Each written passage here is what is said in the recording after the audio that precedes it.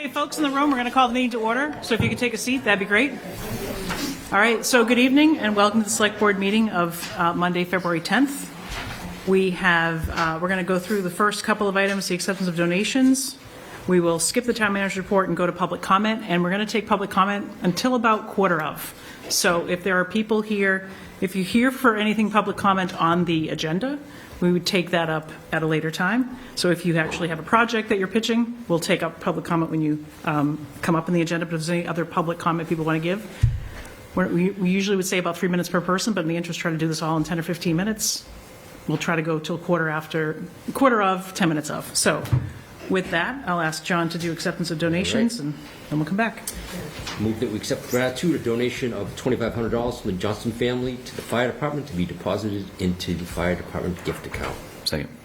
All those in favor? Aye. Aye. Great. I move that we accept with gratitude a donation of $9,000 from the Friends of Wedge Pond to the town of Winchester to address the lakeweed excessive lily pads and the water quality testing at Wedge Pond. Second. All those in favor? Aye. Aye. Okay. And I move that we accept with gratitude an EEC stabilization or EEC stabilization grants of $13,720 for the Recreation Department Kid Connection EEC child care license for the month of February 2025. Second. All those in favor? Aye. Okay. So if you're here for public comment, can you raise your hand so I can get a sense of order of magnitude? All, 1, 2. Okay. Maybe we don't have a problem. So if you could come up, the woman could come up first, and then gentlemen, if you can come up after. And generally come up, state your name. Sit down or? Anywhere. All right. My any of first those time here. seats. That's fine. Thank you. Yeah, who you are, where you live, and we will limit it to 3 minutes. Sure. So go right ahead. My name's Nora Cooney, and I live at 10 Oneida Road. And I'm here today because I've been involved in the push to improve literacy in our elementary schools, like the parent push behind, like, we have to make a change. And so the school committee is used to seeing my face and hearing me at public comment. But this is my first time here because we're getting to the point where now they're on a path, they have a plan. We are pushing it to go faster than it is, but it's moving. And it's soon going to be coming to your doorstep where it's going to need the funding to actually make the change that is very desperately needed in our schools. And I understand in our community, you know, the tax burden falls heavily on residents. There's a lot of things to be balanced. But in this instance with what's going on in our schools, it is not a want or would be nice. It is like a pretty desperate need that was called out very publicly in the Globe. It is something that is very well known. And if you all haven't read the literacy study report that was done last year, I think every elected official in this town, it's a must read because it really exposes not just in literacy, but some larger culture issues as well as curriculum issues that extend into math. Like, this is going to be a much bigger investment that's going to be needed in our schools, and it's going to be needed soon because we can't keep having more and more kids not getting the support and teachers not getting the resources and support they need to serve our kids to the best of their ability. And this isn't just about families who have kids elementary school age. This is about us as a community maintaining this great community that brought so many of us to Winchester and why so many people come back to Winchester. And that's community schools. The reality is, if this doesn't get fixed, people with means will just send their kids to private schools. And then not only does that funding really hurt because the funding goes to the kids, so that's less funding for our district, but it also means you don't have community schools where kids are on the same team and going to the same high school. And that really changes the nature of a community. It also really impacts our ability to attract and, more importantly, retain top talent. We have some incredible teachers that have been dealing with a whole lot in our schools and without enough. And we don't want to lose them. And we don't want to have not the ability to get the people we need. And I worry, especially with how public this has been and the fact that our school were called out so directly, we're going to be watched continuously. And so this is something where when this comes to your doorstep, I don't know the mechanism. I'm a newbie to town politics. I don't know if it's an override. I don't know if there's another way you can fund it. I don't know how to get creative. But the point is, it has to be funded, and it has to be funded when it gets to you, not a year or two down the line from that. So when they get to you, that's not the time to then talk about an override and then a year later actually do it. You guys have to start talking now, please, so that when the school committee finally comes to you with what they want, and I want them to do that sooner rather than later, you have a plan and you know how you're going to fund it, because it's going to be a multi-million-dollar investment and likely some continuing investment as well for professional development. Thank you. Thank you. Thank you.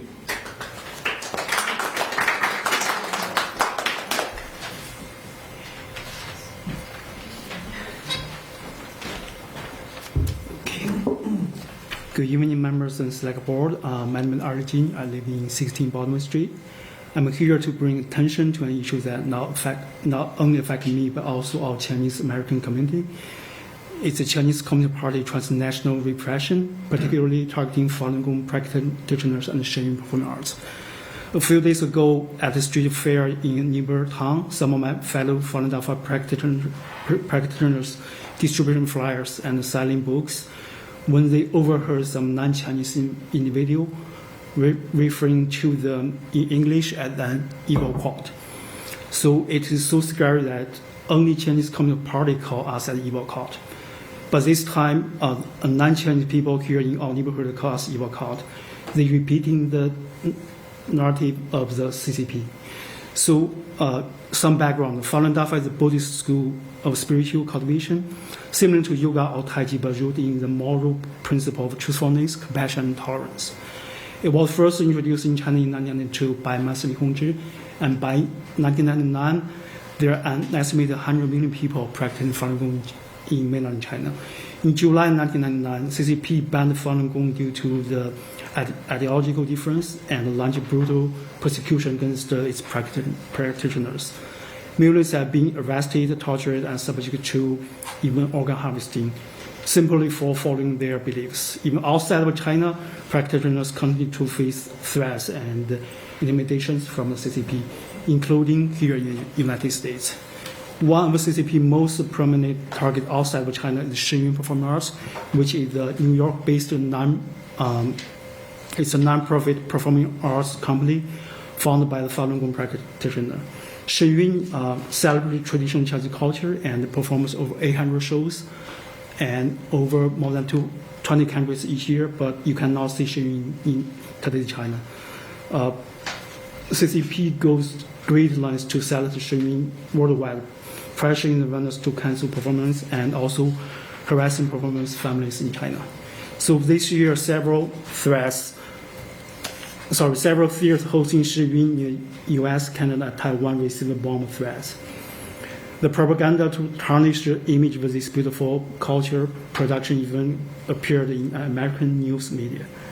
So what concerns me deeply is that this repression violates fundamental rights, freedom of belief, expression, and peaceful assembly. I urge all local officials, community leaders, and fellow residents, please do not believe CCP propaganda and defamation about Falun Dafa and the Shenyang Performing Arts. Together, we must resist CCP's efforts to extend their oppressive influence into our neighbors and country. Thank you so much for your attention and time. Thank you.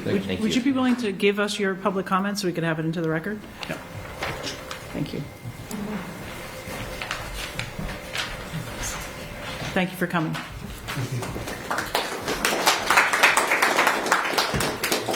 Okay. Beth, if you could do the town manager's report, and I think we'll go into the business agenda. Sure. And we'll see if we have any questions for the comptroller and the comptroller's report. But we're back, agenda item C, then we'll go to E and F. Great, thank you. So I'm happy to report on two new grants that the town has recently received. First up, through our IT department, we are participating in a municipal cybersecurity grant program with the state. This is in-kind service that's offered through the state for training for our employees, and this is the third year that we've participated in that program. And then second, through our Transfer Station Coordinator, Nick Parley, we have received a grant in the amount of $195,000 from DEP through their Sustainable Material Recovery Program to purchase a piece of equipment that will act as an anaerobic digester for food waste, which will allow us to take our compost material that we collect at the transfer station and process it ourselves. So that's something we're looking forward to implementing over the next year. A couple updates on other items that the board has discussed at previous meetings. Our outdoor dining application process is now open, and we invite all businesses and restaurants in the town center to apply. The applications are due on Friday, February 28th at noon. Also, we have reissued the RFP for the town-owned piece of land behind 955 Main Street, which is a parking lot paved area. The RFP will be available starting this Wednesday from the town manager's office, and those responses are due on March 17th. Just a reminder for everybody to renew your transfer station permits and dog licenses either online or through the town clerk's office. Our spring town meeting schedule will be here before you know it. So the spring town meeting warrant closes on Friday, March 14th, and the first night of town meeting is Monday, April 28th. Excuse me. And then finally, just a couple updates on projects. So we have several projects that are currently under construction, a few more that are going out to bid. The one I just wanted to mention is the high school gym floor project, which we received final funding at fall town meeting, and that project is expected to start work in early March. That's all I have. Thank you. Great. Thanks, Beth. Before we move on, though, Beth. Oh, yeah. Go ahead. Just want to thank DPW for a great job, snow removal, Saturday night, Sunday. Absolutely. And just a question on the transfer station. Would it be possible for Nick to come in and give us an update on what that looks like for composting? And I have a feeling probably connect with the youth representatives from Climate Action, who I think have done quite a bit of work on in-school composting. Yep. Good idea. Definitely. And how's it going to actually get operationalized, right? Yep. Any other questions for Beth? Okay. We have the comptroller's report in our packet. Comptroller's here tonight. If we have any questions, you want to come up and give highlights maybe, Stacy?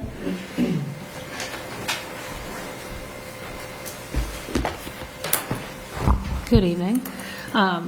Just a real quick summary of some highlights. Good news after our meeting earlier today. The investment income is over budget already. So hopefully we'll have some surplus in our revenues when we close FY25. The rest is really kind of status quo. Things are kind of trucking along as expected. Some of the expenses, just to highlight, the health insurance, we're probably going to go to Springtown meeting for an ask because the MedX increase was 15%. We budgeted 5%, so we have to figure that piece out. We're running some numbers, seeing where we're at. A few other areas. Unemployment might be a little bit high as well. We're trending high so far, so we might come to a town meeting for that as well. Snow and ice, we're expecting a deficit, and in accordance, I never remember the law, Chapter 44, Section 31D, the town manager can approve deficit spending. It's in accordance with the Mass General Law, so we've had that approval. We're not there yet where we have a cash deficit, but we have encumbrances that cause some of the line items to be over. So with that, some of the budgets, as you can see, are already over 50% spent at this point in time. Like retirement, we pay that in July and August.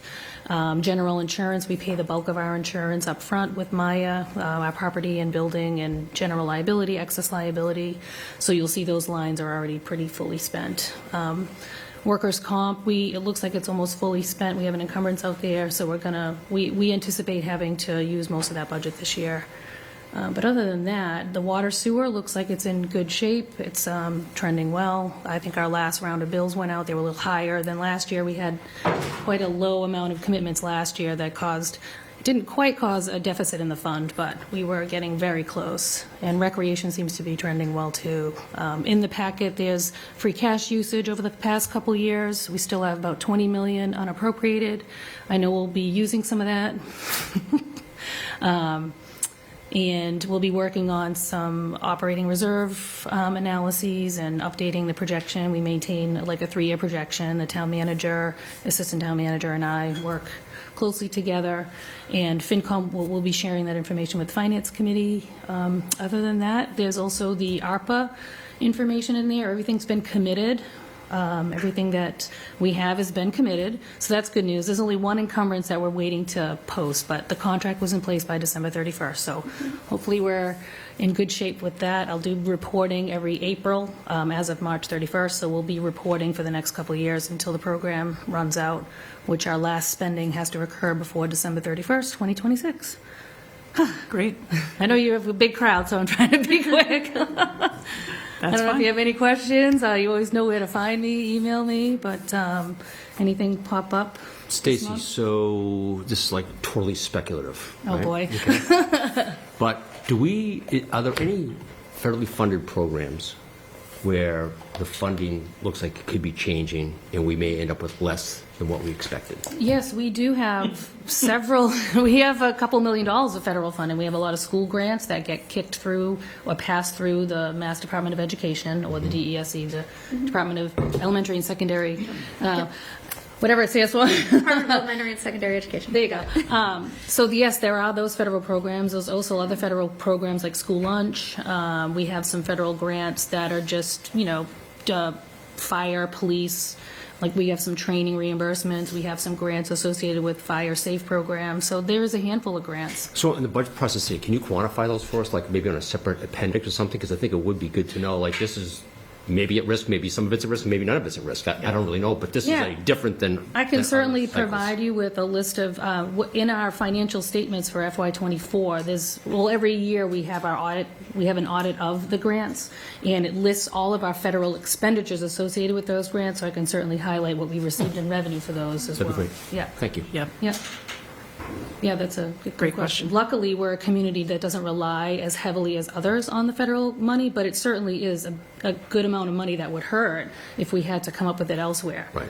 I don't see anybody in the school committee here tonight, but that would be a good exercise for them as Yes. well. Yeah, and there are anticipated FY26 grants as well. Would they? Right. Because I think some of them are entitlements, like we know we're going to get them based on a certain formula, and some of them we have to ask for. Most of the school ones are pretty standard. Yep. Ours are kind of ad hoc. Like we might get a grant that's such and such a dollar amount if we're lucky and we apply on the town side.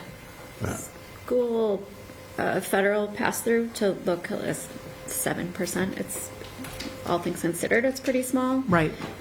What comes from Department of Ed, but a lot of that is the formula grants and IDEA. We would miss it, though, if we didn't get it, right? Right, exactly. That's all. So Need to be it'd aware. be good to know what that is. Yes, Good exactly. question. Thanks, John. Yeah, go Stacey, ahead. one question I had for you, I thought it might be helpful as we're talking about budget and free cash is also to look at like of our free cash and the different reserve funds, like how does the pie of the free cash kind of shake out into money that's, in sort of that opioid special account and things like that versus general free cash? Sure, yeah. Insurance With stabilization. usually for the town meeting, I'll prepare a report that has all sorts of balances, but there's so many that you wouldn't know what we can pick out. There's one page that talks about like special reserves, that talks about the free cash, it talks about the general stabilization, the other stabilization funds, the sped reserve. I don't have opioid on there, but I can certainly do something monthly and add it to here just to kind of show you. We can't really tap into them unless there's certain restrictions, obviously, and they don't change much, so it might just be a little repetitive, but I can throw it in there just to show you where the balances are at. Like there was mention of the sped reserve, that is only for unforeseen expenditures, just like the reserve fund is. So it's one of those things that you can't use it to fund the budget, but you can use it as things come up during the year. Just one example. Yep. Thank you. Excellent. All right. Thank you. Don't go far. I won't. That's good. Okay, because we'll get to you when we talk about the budget. Yes. Next year's budget, not this year's budget. Okay, so the first item of business is NCA Fair. Come on up. You even wore your smocks. Look at that. Yeah, I know, we're official. This is our first time here too. So we're just here if you have any questions. Well, actually, you tell us what we're supposed to be doing. Actually, I think you're here for a few approvals, and then we would like an update on sort of like fair plans. I know we had a request to put in for our next meeting consent agenda, all the street closures related to the fair. So, and if you don't have your request in for street closure for the parade, maybe package that together. So you'll want to start to close down streets to set up rides, but also on the Saturday, what that time frame is. But if you could, so that's not for tonight, but that's for 2 weeks out. But if you could maybe updates on plans for this coming May. We had a little incident at the very end of the Saturday night last year, and sort of accommodations that you've made, any changes that you intend to do. Hopefully you're not taking away the zipper because that might cause an outrage with people in the back of the room. But maybe just update us on what might be different, what's going to be the same, public safety and response. I'll let you take it from here. Okay, well, the first thing we're going to do is we're going to be changing the fair hours. Instead of Friday from 5 to 11, we're going to change it from Saturday Friday, 5 to 11 will be now 4 to 10 p.m. And then on Saturday, same start time, 10 a.m., and then closing down an hour early at 9 p.m. And so, we think that could be helpful because that's when the teenagers, that's when the little kids are gone and the teenagers are out. So we have that. And then also working with the police department on the coverage. Who was it? Lieutenant Donahue and Sergeant Batchelor, and also Chief O'Connell. So in terms of the safety and the communications plan, increasing security, Lieutenant Donahue, Sergeant Batchelor, and Chief O'Connell had written to us, and we'll add that to wherever we're supposed to send it to. They mentioned that we'll increase the security of we will increase, they said, we will have 2 additional detail officers on both Friday night and Saturday night. They're also going to have possibly a plainclothes officer to monitor the crowds and to alert uniformed officers of potential disturbances. They also mentioned portable light towers added to the grassy area behind the town hall and library on Shore Road by Griffin's Center. They also are speaking to the school resource officer to communicate with the other resource officers as well around town, so that so resource officers from neighboring communities the week leading up to the fair with any information that would be useful, that is problem students, social media posts, so that we can kind of get ahead of the game, literally. So that's in terms of security. Let's see. Well, signage. We will have. We spoke with Lieutenant Donahue and Sergeant Batchelor, and they said that having signage on the fairgrounds would be useful. And we also talked to Rockwell as well, and they said they're happy to post them. We can provide them or they can provide them. So things like disruptive behavior could result in dismissal from fairgrounds. And for your safety and hours, please remove a full facial covering, ski mask, bandanas, gaiters, etc. Medical masks permitted only. And then things like just simple, wait for your turn, line jumping will not be tolerated, and violators will be asked to leave without refund. And the officers asked us to have things like that so that it helps them, it gives them, what's the word they used? Like they can refer to the sign and say, hey, hey, you broke the rules. and it's not, and just make it a little easier for them, as well as the volunteers. And we'll also have community involvement too. We're working on recruiting, members from town, and that just turn around. Local businesses. And we used to have Menka, the men of Menka, and so we're trying to resurrect that. For us, so very secure. And we'll have some fun T-shirts, just kind of walking around, and maybe to answer questions, but also just to keep an eye on things. And we'll all be communicating. There was talk about walkie-talkies, which sounded really fun, but we were going to stick with our cell phones because I think that was pretty. It worked well last year. Sure. I do have a question, but I want to make sure you finish, and then I'll turn around to the other board too. But please ask questions. It's okay. I'll go last. Oh, okay. You want to? Oh, yeah, and then just one more thing about we have the map, and it's going to stay basically the same, but we are thinking about moving the fried dough truck because it just has these super long lines, and that's all the kids. We're trying to make so that it's not a bunch of kids all waiting in line and just kind of in the way, and just and they're there for a while, and just Trying to spread it out a little bit. Spread it out a little. Okay. In ride placements, Rockwell is flexible, wherever we think that it would be helpful to move certain rides, they're happy to do that. So, great. Okay. Any questions for? Well, if fried dough is such a hit, right? Why not bring 2? we're asking for that. That's in. We have not heard That's the question you want to ask. I love I it. know, I love it. Practical. You shoot your shot, you're like, more fried dough. We're all thinking it. And your point is? Yeah. That would alleviate the line. So, I think. yeah.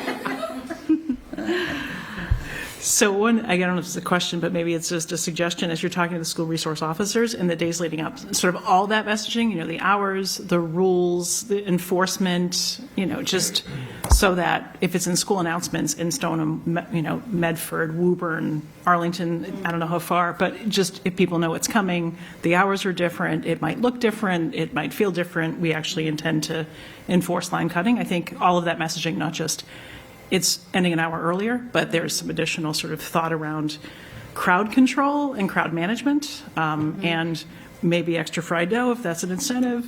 But I think that would be useful to sort of all of those changes to summarize so that, in as much as it gives our police some, ease of enforcement and a way to sort of make it clear what the expectations are, push that out to our peer school resource officers as well. I think it can't hurt. With that, did we do outreach with the neighboring communities in years past of any nature? Not that we know of. Because the reason, just to be acidic for a second, here's my one concern. Let's say we send out these messages to Stoneham, Woburn, Lexington, all of our neighboring communities, and it's the speaker saying, "Hey guys, there's a big festival happening in Winchester this weekend. Don't act out of line." How many high school kids do you know actually listen to people when they say don't act out of line? Instead, it might, is there any concern that it's just going to bring more people here who are going to do whatever they're going to do no matter what, and kind of fuel the fire that might, erupt? How much is increasing the waiting line for rides? It would increase the waiting, more people coming. It might be over-advertising, overcrowding an event. Sometimes it's the Streisand effect, or just having a teenage kid. You tell them not to do something, it's just more likely they're going to do it. Could some of these ideas maybe backfire? Has that just been thought through at all?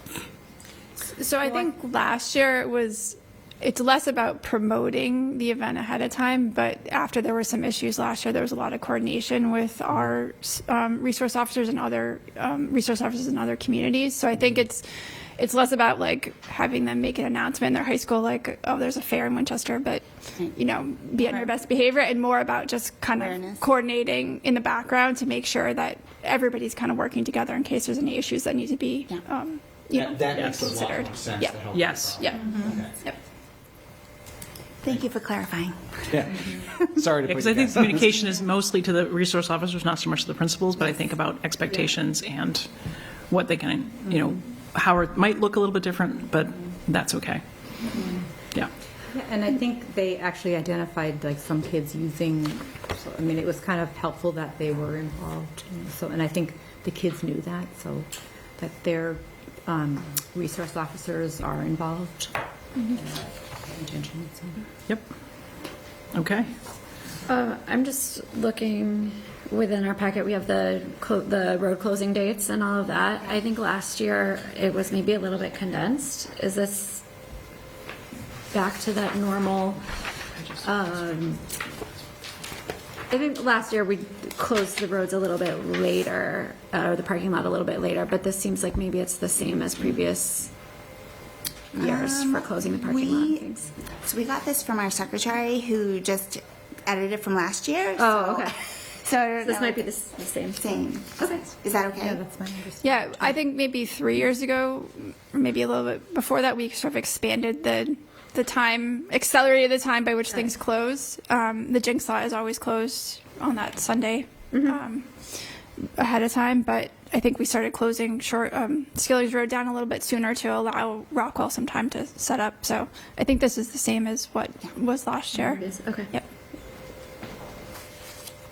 And I'll note that you do have the parade request in our consent. I just skipped it, so you will get that approval tonight. We'll take that vote at the very end of the meeting, so I don't think you need to be here for that. You can choose to stay, but we do have that in here in terms of parade route and the Rotary. But are there any other questions on the fair itself from the board?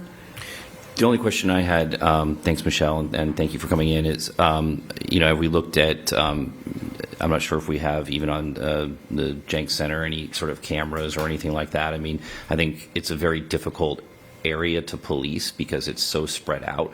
I felt like we did have quite a few uniformed police officers and some auxiliary police officers that were there as well. And just going there, it seemed like it was well policed. So, but there just are a lot of corners, a lot of areas that aren't visibility. And I think in previous years we've had more issues with vandalism and things like that, rather than any sort of physical concern to attendees. So I didn't know if we had looked at that even in certain areas to have any sort of cameras, because I think it's hard for us to know what happened when there is an incident, so and to try to prevent it in the future, right, and to protect certainly our kids, right?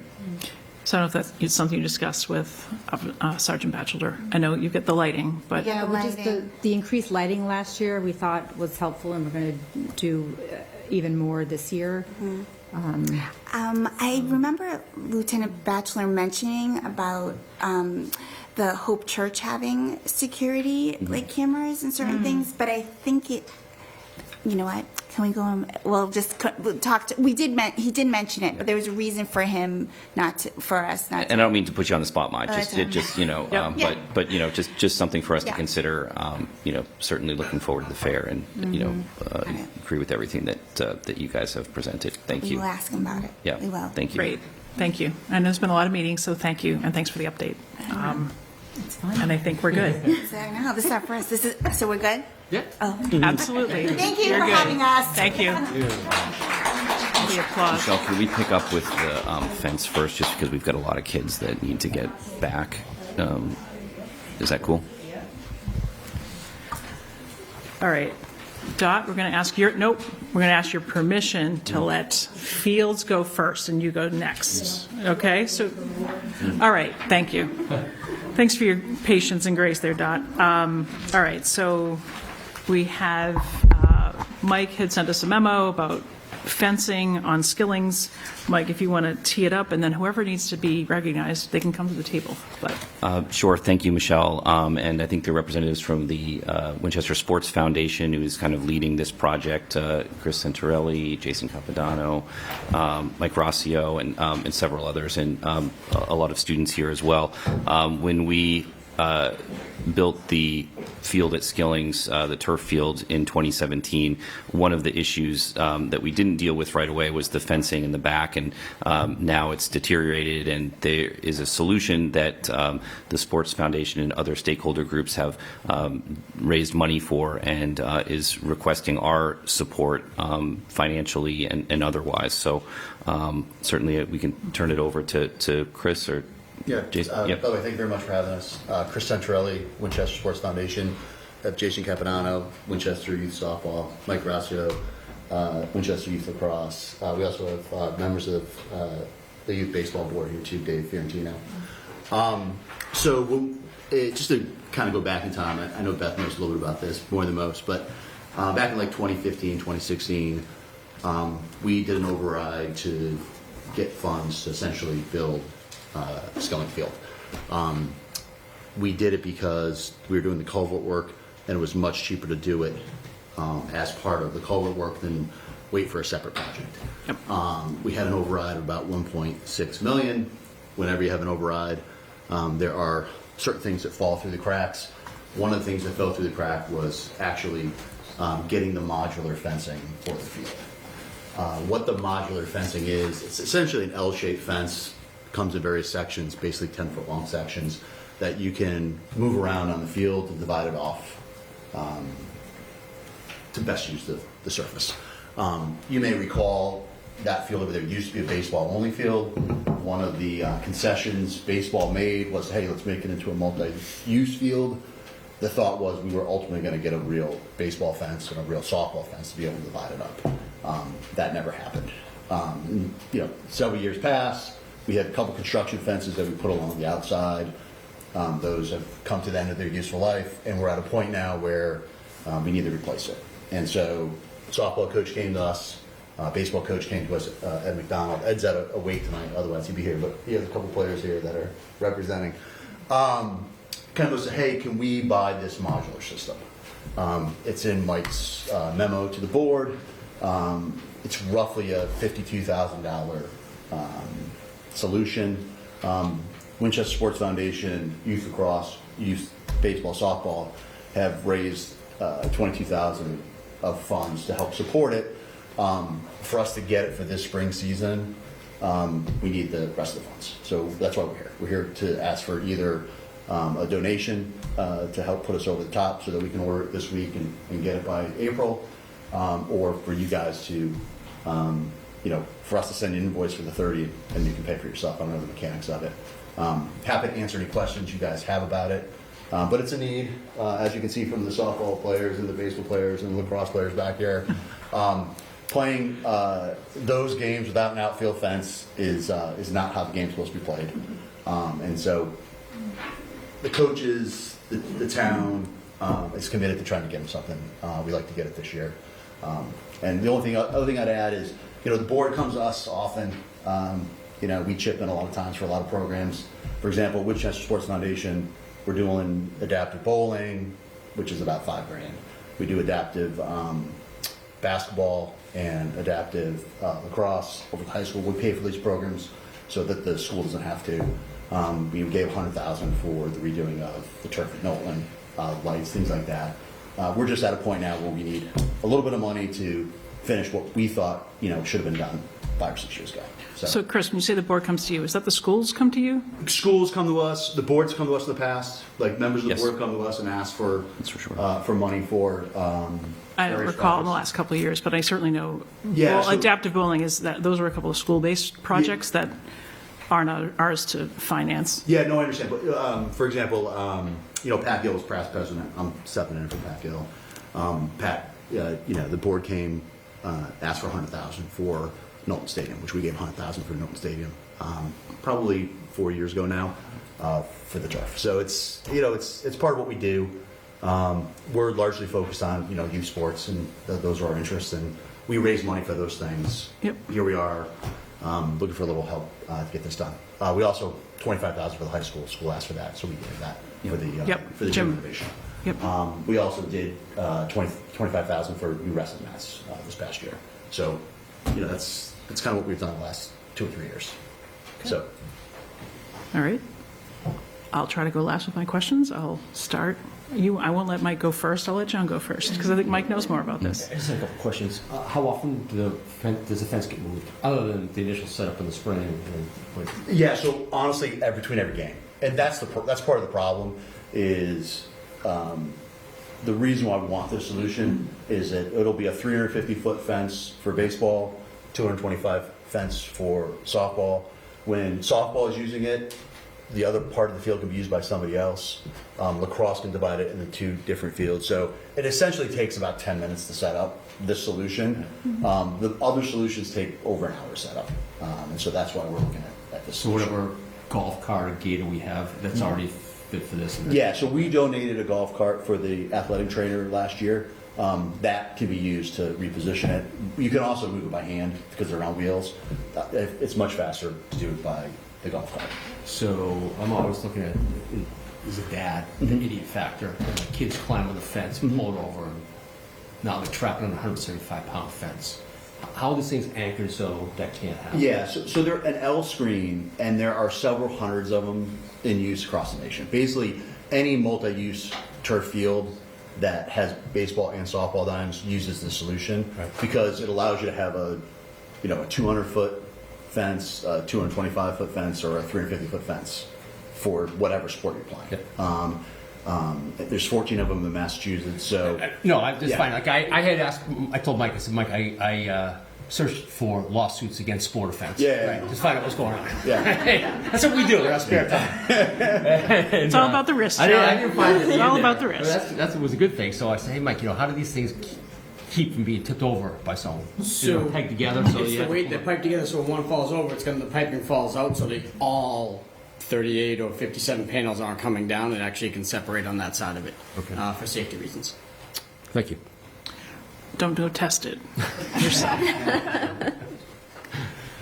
Anthony? But I mean, where we came up with the idea is we went to a bunch of tournaments and people used them and were like, hey, that's a pretty good solution.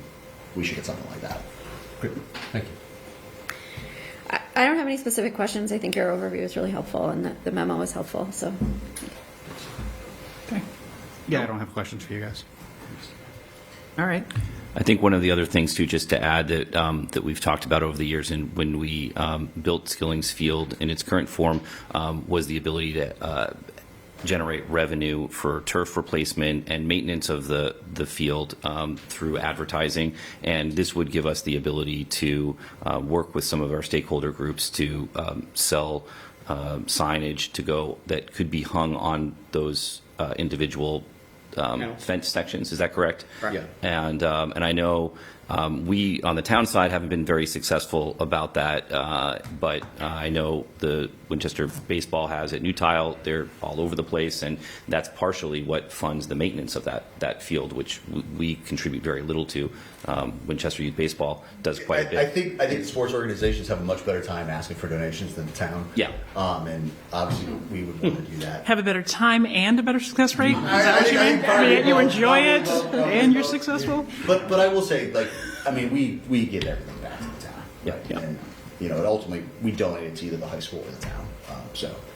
So, Mike, in that scenario of advertising, would that go into fields management, sports foundation, like TBD, the So revenue piece? I would think it would go into the revolving fund if Fields, for the revolving fields, fund. and that would be there for the maintenance of fields. And really, it was when we talked about Knowlton Stadium as well that really we would be using money generated from rentals in both fields and signage, advertising, everything.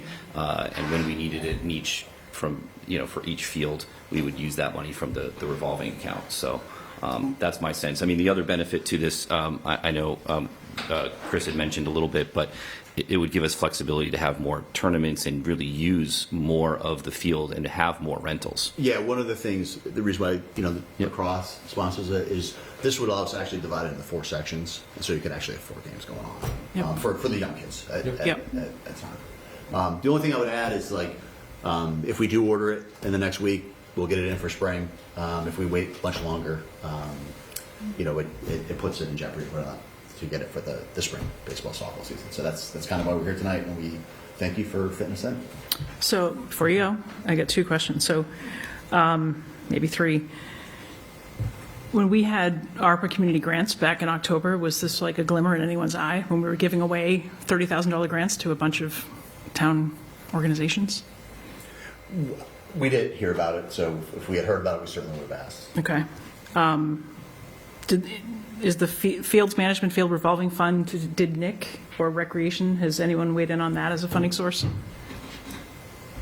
I'm not sure if field management has discussed Stacy, that. anyone? I'm field management, so I can. Well, the way that the bylaw is written doesn't include advertising fees, so we have to get the. No, I'm talking about the improvement to the field as a funding source now. So did field management consider this ask and dedicate money out of the fields fund? Anthea would probably know, you're on that committee. Yeah, Jason is as well. It has not come to the fields I think we haven't had a meeting since a couple months. With the field management committee, majority of the money that's raised on the turf side, because it's 2 separate funds, Right. Is there for replacement of turf, and that's where the advertising comes in. Oh, not the Right. advertising. That's where the investment comes in on the field usage on that side. Okay. And then the last funding source that I was wondering if you considered was where did the school committee, athletic department, school committee weigh in on this? So the reality is the athletic department at the school is pretty tight as it is. It's largely user fee funded. And so they come to us and they ask us for this stuff. And so generally, Sports Foundation doesn't ask the school board for support. Generally speaking, we provide support to the school. And so it's not, we don't view that as someplace with extra money. I know that you guys may, but that's not good. Okay. Yes, please. About the procurement, if the town does kick in money, have you guys solicited 3 quotes and is it on the state bid list, any of that piece of it? So my understanding is this actual system itself is patented, and so it's the only module like the system sole out there. source? Yeah. And so I've gone through the process before. So for example, with the wrestling mats, there's one approved vendor, so the bids are not required. Okay. Beth, do you have any questions? No. No question, Okay. Stacy. Go ahead. Yeah. Why not? You're not leaving until we say you're done. So yes. So, Stacy, is there are there any turnbacks in any of the opera projects? Not at the moment, no. Thank you. Okay. There's no other questions?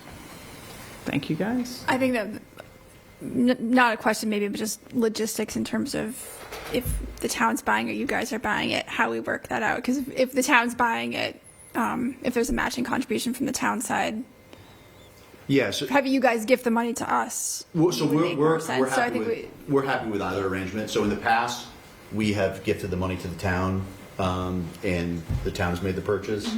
Often for the school, we'll make the purchase, and so we're also happy to do that. So for example, there's 3 youth organizations that are giving to this. The Winchester Sports Foundation is fine, buying the project and then gifting it to the school. But you need money to be able to purchase it, right? So correct. And so the logistics of how that would happen. So there's 2 ways that I see do it. Either you ask us to give you the money, and then you can buy the fence and gift it to the town, or you can give the money to us and we'll purchase the fence. Right. We don't, whichever mechanism you want is fine with us. Okay. Stacy's a preferred method? Well, as long as it passes the procurement test with the procurement office, we can purchase it and accept the gift for this specific purpose. I mean, it doesn't, I'm just worried about the funding source. I don't know that we have the money, aside from maybe like the hospital gift, that we can give right now or anytime soon. We have to go to town meeting to appropriate funds for everything. We don't have the luxury to spend without further appropriation in many of our accounts. So the field accounts we can. We have an established budget at the beginning of the year. If it's within the budget, we probably can, as long as it meets the bylaw and what we can purchase, which would be technically, we could call it a maintenance item, but we would just have to get legal counsel's review on that. There's not a lot of options, Yep. unfortunately, for the timing. We could wait till spring town meeting and do a free cash vote. So I think the request was for the hospital gift account to be the funding source for the 29,000 plus to make up the difference. Yep. Okay. If there's money in the Fields revolving fund, we should probably figure that out, but maybe not in this moment. I think those budgets have probably been eaten up with the annual costs that are Okay. associated with running those programs, so it's kind of, we would have to ask to find out what they would have available, if it would meet the maintenance. So those are pretty lean, and they are there, for maintaining the fields. That and a lot of it, the grass fields they're in place, obviously more than the turf fields. So I think Nick has been doing a good job of managing that and making sure that there are enough resources to keep the fields going at a high level. So I don't think that this would have been a priority coming out of that account, but certainly it's a need for the field. Okay. And I think the last thing I would say, because we have another hospital gift account request this evening, so we may sort of hear both and then take them up at two different times, I think. So we'll probably hear your presentation, then we'll hear Ms. Butler's presentation, and I think we'll take motions. But if our experience with the high school gym is any lesson, if it is truly $52,000, dollars and doesn't balloon to $75,000, $100,000, right? We thought we had a quote, we thought we had design, and we went back to town meeting for $500,000. So if the money comes through tonight, and that's the will of the board, Yeah. I wouldn't encourage you to come back and say, oh, geez, we thought it was $52,000, now it's $68,000. Can we have the next? I wouldn't encourage that. Yeah, so you won't hear back from us if you do approve it tonight. Just to give you, we have a quote, we can accept it tonight, and we can order the fence tomorrow for the $52,000. They're sold in panels, and the panels are for the full baseball field, and they're basically $825 each. So you can buy a modular, but it's for the full field. Okay. And when the, just as a point of information, when the high school gym project came in high, we did go to the Sports Foundation for money, and I think that you guys contributed $25,000, and you had already contributed $25,000 for the. We gave $50,000 for the high school. $50,000, Yeah. right? And you're a really private group that is raising money every year, and that's a substantial amount more than you raise every year that you spent this year, right? So. So, I mean, just to give you some background on Winchester Sports Foundation, the reason why we exist is if there are funding shortfalls. So we try to keep a certain amount in the account so that if, high school sports fall by the wayside in the budgetary process, that we can be a stopgap. Yep. Anything above that, we try to get back. If we could give more for this, we would, but this is where we're at. We Yeah. greatly appreciate it. Yeah. We do. Okay, thank you. Thank you very much. Can I just ask one more question? Yes, go Sorry, ahead. a logistical. In terms of the fence, is it stored on site at the field, or does it need a separate? No, it'll be stored. It'll be stored inside the field, and it actually will be along the outside of the fence, where it's designed to fit along the perimeter. Okay. And then when people want to play baseball or softball, they pull it in. Got it. Other than the rest, it's on the out. And when we built it originally, there was actually a fence around the outside, and then it was in a flood, 50-year floodplain, so they had to take away the fence. That's kind of how we got there. Yeah, and the other piece too is if you're an old guy like me and you're playing softball in that field and you're playing right field and the ball goes, that's a long way to run for an old guy. So Everyone to stop the shot. Previous to a fence, there were some 40-run games. Yeah. I'll just say that in high school level. Anyways, by the way, thank you very much for your time. Yeah, Thank you. Appreciate it. Thank you.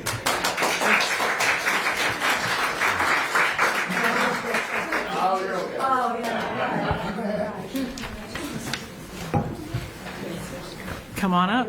Thanks for your patience.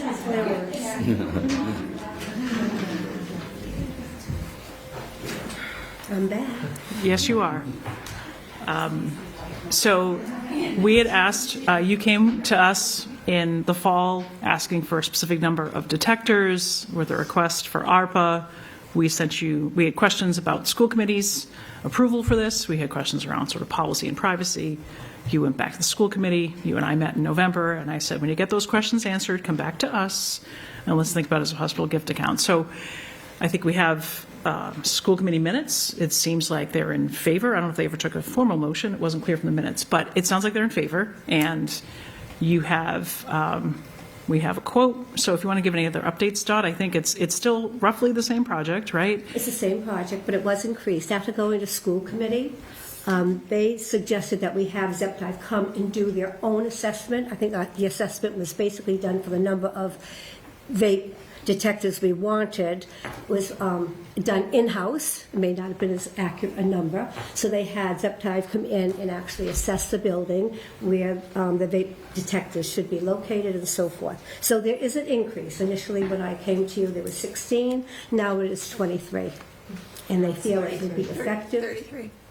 33, I think, is a No, quote. there's 23 vape detectors being asked for.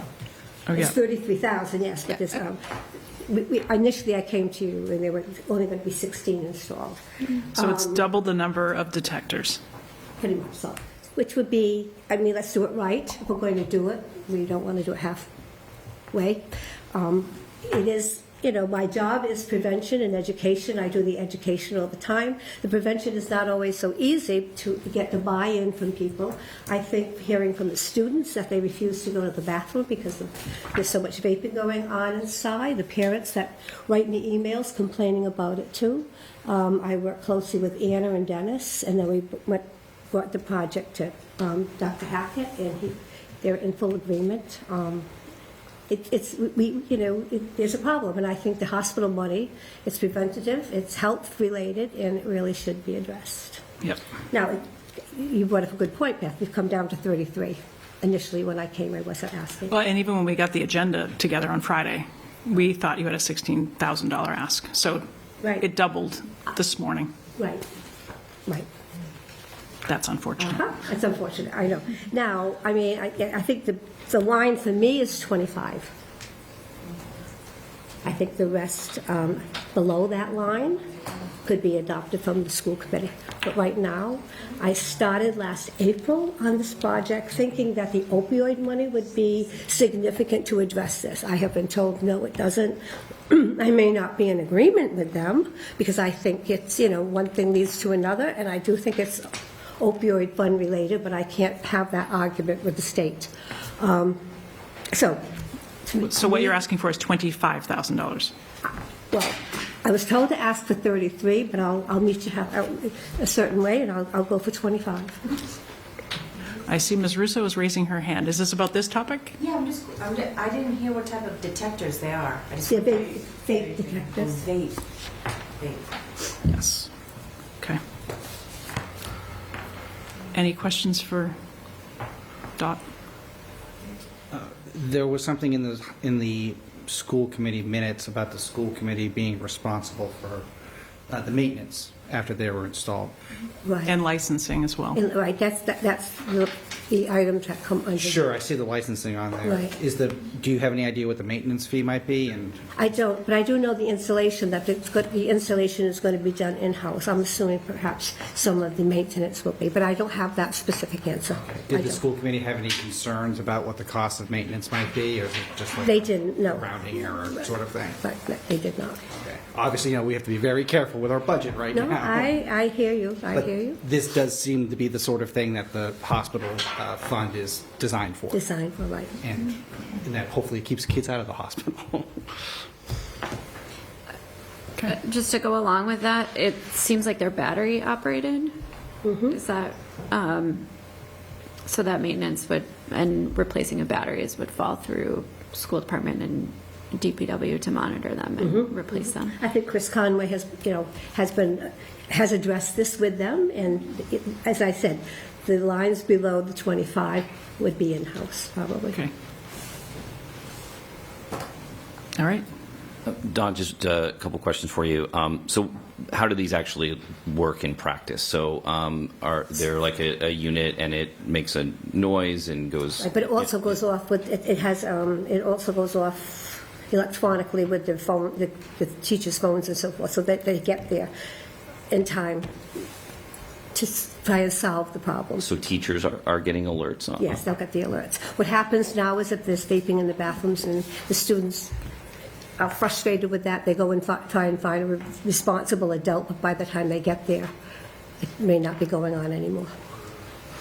So the school committee or the schools itself would have to determine who would be responsible for Would be getting the those alerts administration, and then right. responding to those alerts. In order to address some of this, and when we began last April, it used to be what I always called administration row when you came into the school, or the vice principals and the dean of students and so forth. They have now moved themselves to areas where they can be more relatable with the students, as well as address concerns in a more reasonable time fashion. So now you have Officer Chicarello and Dean of Students Paradise on the first floor, across from the bathrooms, and then you have John Dupree on one floor and Anna Paradis on the other. And it's not just, we're not being punitive about this. Again, it's preventative. That's what our job should be. And also, they're more visible to the students, not just for this reason, but for other reasons for them to be approached. So they are addressing it in a different way as well. Okay. And Dot, are there other high schools around us that are using this? Right, Reading, and have they had Yeah. success in? So when we first started talking about this, I contacted the schools under I call it Mystic Valley, or we want to call it Middlesex area as well. And we had Zoom calls with the different schools and so forth. They're not perfect. And nothing's going to be, it's preventative, and that's what our mission really should be. So I was given a lot of positive reinforcement to go forward with them. I was just curious. No, but we did do that, and that's important too. We just don't want to throw money at something and say it's going to work. Sure. And you've been very patient and jumped through every hurdle that we've thrown at you. That's okay. That's my job. Wouldn't call them hurdles, Bill. I think it was appropriate that the schools be okay with installing technology before we bought the technology. No, So. the school, they were very open when it came to our Mystic School discussion that they wanted to be part of it and give prior approval, and that's what Dot went out and did here. And Yes. so I think we're sticking to a process and an approach with projects that are joint with school property, and she's adhered to that. Yes. So can I ask a question about, we went from 16 to 23, so the 16th was kind of the initial assessment of like bathrooms, things like that. As a 23, will those be multiple, or are there additional areas that ZEPTIV identified? Chris Nixon brought that up, and I think Chris Carberry as well. Depending on the area they're going to be put in, Chris Nixon, with his building experience, explained that so many whatever. Yes, so they might be multiple in one area and single in another, but that's exactly what they addressed. That's why they wanted to bring ZEPTIV in to look at, say, it's one thing for, Anna and Dennis to walk around the building and say, oh, we could use it here, here, and here, but is it going to be effective? And that's why they brought them in for their own assessment. And then, totally different question for you. So once these are, if these are in place, and then the teachers or administrators are getting the alert and sort of going and addressing the issue, is the coalition or the health department sort of providing any additional training or support to the high school and how to address They have, actually, the high school does have it in place for any infractions or so forth. Anything that they would need in addition, coalition would be glad to work with them on. But they do have that in place. And again, it's educational. We got to work with these kids to realize that's not the thing to be doing, and the harm that it will lead to. Good question. Okay. Don't go far. I won't. I think let's consider motions maybe. What's the balance in the hospital gift? First is the hospital gift account balance. $87,330.59. Say that again, please. 87,300. 87,330.59. I'm not going to worry about the 59 cents. Okay. Does that replenish? Yeah, so we should be getting another allotment of $60,000. They usually pay towards the end of the fiscal year, so probably June timeframe. So it replenishes at about 60,000. We just have a balance rolled over from last year. So does the project sponsor have a motion? Sure, unless there's discussion between the two requests. Michelle, I don't know if that was your inclination. I would like to have a discussion between the two requests. So if we were to approve both, that would lower it to $32,665, and it's February, and we don't get another infusion of cash until July. So fields have a time-sensitive request. Vape detectors, maybe not as time-sensitive, but we did tell DOT that we would consider it certainly in the hospital gift account back in the fall. So we're 5 months later. But what do people think about both? We can take a motion on, we can do fields and then the high school vape detectors, but in general, yes. Are you aware of any other demands for this money, or potential uses for this money? No, Okay. I am not. Case closed. Doesn't mean there won't be one tomorrow, but I am not. Are you aware of any, Beth? That would be a good question for Beth, too. I assume that the vape detectors is a pretty quick procurement and turnaround, but just curious what that timeline is like. Dot, if you were to Sorry, get... I didn't ask that while you were here. I don't know the exact turnaround time at this point. I don't. They're the one that's local in the area, but that's a good question. I don't know. I think it would be important for us, and we can certainly talk to Andrew at schools, to do that within this fiscal year, right? Right. Otherwise, we should just approve the money next year after we get the next pilot payment. But I think that's a good question. So I think we can make a vote assuming that happens, and somehow just circle back with Andrew in April, see where it's at. Yeah. Okay, And your with thoughts, that said, reactions? I'll move that we support the request for a sport offense purchase in conjunction with the Winchester Sports Foundation for $29,665 out of the hospital gift account, and to coordinate with management who is purchasing and in which direction the money is going. Second. Any additional discussion? I'm just not ready to vote on it tonight. I didn't know that we were going to spend the hospital fund on it until 10 minutes ago. I have questions about what the school committee thinks about this, about the procurement issue, about the bidding issue, and we've had this policy about, when asks like this come forward, we don't necessarily vote on them the first time around. And so I respect they want to get this done, but I want to be consistent with the way we approach things. So I'm not saying no, but I don't think I can say yes tonight because of that. So you'd prefer we do it in 2 weeks? I would prefer to do this in 2 weeks. The schools have unanimously supported this request. by the way. They were in front of the school committee already. Okay. I don't have that. We don't have that. That's true. Yeah. same way I'm just telling you that it's true. I mean, No, I believe that. Yeah. It's just, I think. We find out. No. We got the meeting minutes with the vape detectors from school committee, so we didn't get that for this, but I agree. That's probably, they're good with it. Okay. But- Anthea? I mean, I agree with Bill's assessment, just that this did not come through to us until Is that the memo? until the weekend. So, but I also see that the quote that the Sports Foundation has expires through the 22nd. So I don't know if they would. Our next meeting is the 24th. Brought their seats. Well done. I That's a question. Sorry, I cut you off. So Yeah, no, that's okay. I don't know if they would hold that quote for you until our next meeting. February or- 25th. Yeah. The primary issue is the lead time in ordering the equipment and the start of the baseball softball season in April. So we were told it's an 8-week lead time, which is 6 to 8 weeks is what we were told. So that's why we try to get on it tonight. And I think it's being delivered here. That's part of the fee is, I think there's $5,000 or so for it to be delivered, here. Obviously, it's a pretty big item, and I'm not sure if it's coming from Minnesota, Chris, or where it's coming from, but it's, it's Sacramento. from Sacramento. Yeah, so that's the lead time, I think, that is needed.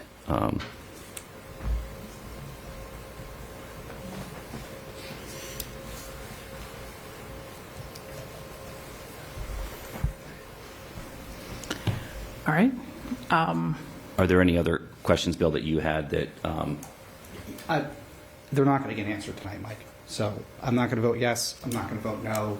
Well, I think Beth brings up another sort of mechanical question, which is generally to accept the donation, we'd want the check, Chris, which I know we did with the gym.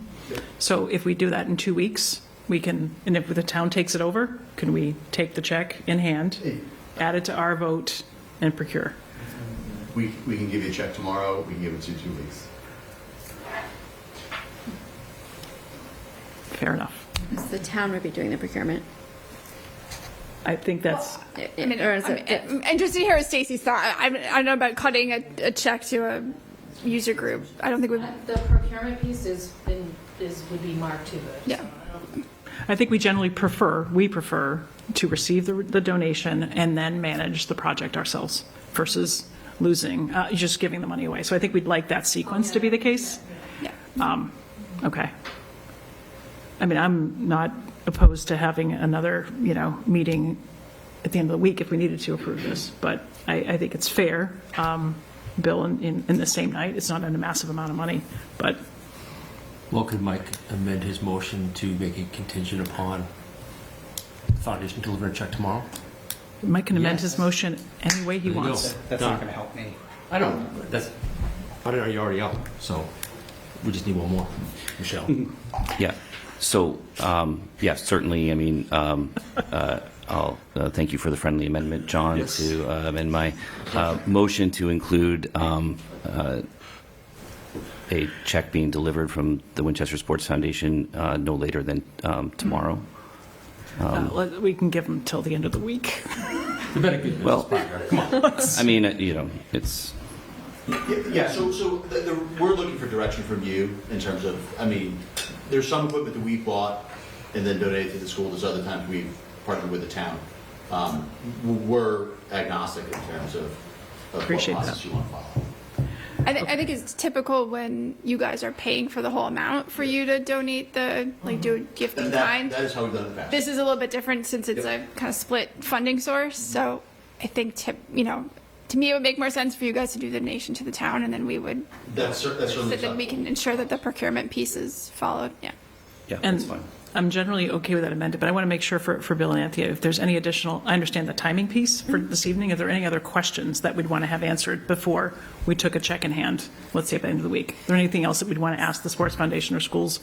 If we made this motion and said by Friday, there's a donation in hand, is there anything else we'd want to have as? One thing I do want to know is when it comes to the bid process here, like if this is truly something which doesn't have to go out to bid and get the 3 different quotes and everything else. I mean, we have a representation, but I want that confirmed by council because I don't want to have another gym floor situation where we commit to something and it gets out of hand. Okay. Like we're in a situation now with our budget that we have to be careful about every dollar, and a project where we don't have all those questions locked down is not one that I want to commit to. That's fair. And I don't think it will take long to get those answers, which is why we have our kind of waiting policy on votes like this. Yep. I really wish that it had been brought during our ARPA community grants process, because this would have been perfect for that. But we just got to be careful now. And I know there's somebody in the audience who thinks very, very highly of being careful with these sorts of decisions. So, Well, again, this is not coming from any operating revenue. This is coming from the hospital gift account, which is from the payment in lieu of taxes for Winchester Hospital, and is really intended to be raised and spent for community purposes like this every year. So obviously, in an ideal situation, we would have every obligation funded from ARPA and all the requests before that. But things happen, and we are going to be funding different things. DOTS requests you see come in that are after the ARPA window has closed. So I don't know. So let's ask this. Yeah. The Sports Foundation, if there's an overrun, will you guys absorb it and limit our contribution to $29,665? Yes. Okay. And quite honestly, like we would take a contribution if the town can make a contribution earmarked towards us buying the fence, and if you could leave it at that. Go ahead. So I didn't just want to raise the discomfort that and Bill is mentioning and that we've talked about before. Part of that is we put things on the agenda so that people are free to come to public comment and comment on that. And obviously we have the Sports Foundation, we have a lot of student athletes in the room, aware of it, but from a broader perspective, that's kind of why we want to be voting on things that are specifically on the agenda versus kind of taking up some of this out of hand. So, I'm comfortable with the coordination with the Sports Foundation for the purchase. I'm uncomfortable with sort of the timing of it because Dot's request came in October, and we worked with her on that to get it through. Is it ARPA? Is it coming back? Is it going through the schools? What direction is that coming to us? This was, really received by us after we received the packet on Friday. This came in over the weekend, and so I think that's just where the discomfort is in taking a vote on it tonight, which is why, asking, is that quote going to hold for 2 weeks so, that we have time to do that? Do we, so that people see it's on the agenda and can comment if there's something that's being missed. That's really the... Okay. Can the public comment now? Generally, we'd like to take it when we're taking it up, but come on up if you'd like. Okay. But generally during deliberation, we're just deliberating. Yeah, sorry. I just, I think that I'm Tammy Buzzell. I live at 6 Inverness Road, and my daughter plays softball. I just think, your reservations about this, this is something that should have happened a long time ago. The girls having to play softball without a fence. I mean, it's ridiculous. So, I don't disagree. I mean, it's just I don't understand. I do understand what you were saying about, you should have had it earlier, but these are volunteers, they didn't know about your, whatever, they're not in the government, they don't know about your grants or whatever. I guess, so I understand, but also this is just our kids play, our girls play in a field that's terrible. It doesn't have a fence. It's silly, it's embarrassing. So, Yeah, I guess that's my point about it is I don't understand like why anyone would think that people would object to this. Yes, sir. It's something that should have happened when the field was built. Thank you. Really, I think I heard the softball field almost didn't happen like at all, but yeah. Thank you. Okay, thanks for coming up. Thank you. Appreciate it. Would you entertain another comment? Yes, but if anyone else thinks they want to come to the field, please raise your hand now. Because the opportunity to comment was when we were having this public presentation. Thanks. David Fiorentino, 82 Oh, we Bacon know Street you. in Winchester. I think what Chris just said at the end, I was somewhat familiar with the basketball process and the overruns there, but seems to be a pretty clean solution that you guys just cut them a check for what you're willing to cut them a check for, and that's it. Then you have no more exposure. Limit your risk. Thank you. Thanks, Dave. Okay. Sorry. Hi, I'm Tessa Capodanno. I'm one of the captains for Winchester Varsity Softball. I just wanted to say that the fence we have now, it's a portable fence. It takes about like an hour, hour and a half to 2 hours to move on the field and off the field before and after games. It's heavy for us. Like, it's just not ideal, especially as we have these people coming in from other towns who have these like state-of-the-art fields, and we're throwing our hands up because a ball went through the right field fence. That's not really a fence. So it puts a stop to the game, and it's an inconvenience for us, as well as we just want to have like fast-paced game where we can just like baseball does too. We just want to have a fast-paced game where we can play all out, and having that fence there will help us achieve that, and will help us achieve our goals for the upcoming season, help us achieve our goals to make state playoffs and things like that. Thank you. Thank you.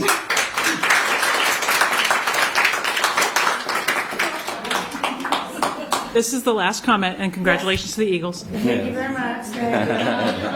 Okay, Mary Scott, 32 Lebanon. I just would like to echo what everyone else is saying, but I also just think it's about fairness. And when we talk about softball and we talk about baseball, let's just be honest, like, we want to make sure that it's fair for both. I think we have an opportunity to do that. So let's do it. Let's lean in and say yes. Let's help everyone and make sure that it's across the board for all, not just one or the other. And so that's what I'd like to say. Thank you. So I'm going to say something that Mike and the Fields folks may not like, which I think we should wait and vote this in 2 weeks. It will get supported. There will be a fence. Let's respect the fact that we often try to not vote it in the same evening unless it's a specific emergency, which I understand is the time deadline, but let's do this in 2 weeks, and I'm going to sort of hope and expect that Anthony and Bill they've sort of signaled their support. I think we'll have that vote officially in 2 weeks. That's what I would like to do. But you had suggested maybe having a meeting later this week. I mean, I would certainly make myself available if we wanted to schedule a short meeting just to discuss this item. We can take that up. Yeah, tomorrow. I'm happy to see if there's any additional questions. Let's see if we can schedule a meeting on Friday. Take that vote on just Friday. To add to that, I think if you can, see if that quote will be available through our next meeting, so through the 25th, and if not, then that also gives us, more impetus behind trying to schedule a meeting this week. So just to address Anthony's question, the quote's available through the 22nd. Okay. Would you be able to reach out to them and see if they'll hold it through the following 25th. Tuesday, essentially? Which day? 25th. The 25th? Yeah, I'll reach out to them. Thank you. Let us know. Thank you. Okay. So thanks, everybody, for your comments. We'll have a vote in 2 weeks or less. And appreciate your presentation. Thank you. Okay. Now let's take up Ms. Butler's request. I'll move that we, sorry, should I let you do that? Okay. Move that we approve a $25,000 from the hospital gift account to the Zeptiv vape detectors for the high school. Second. Okay, any additional discussion? I think the same holds true, Ms. Butler, as it goes for the Fields people, $25,000. That's our number. I understand there was a shift in cost this morning, but if that cost goes up, we're not looking to make up the difference, similar to the fences. Okay? Report back that it's $25,000. Okay. So there's a motion, there's a second, right? Okay. Any additional debate? All those in favor? Aye. Aye. Okay. Thank you. Thanks for your patience. Thank you. Hope you have a great season. Okay. Next up is 19 Hancock. Thank you. Thank you. Thank you. Thank you very much. Good luck. Thanks.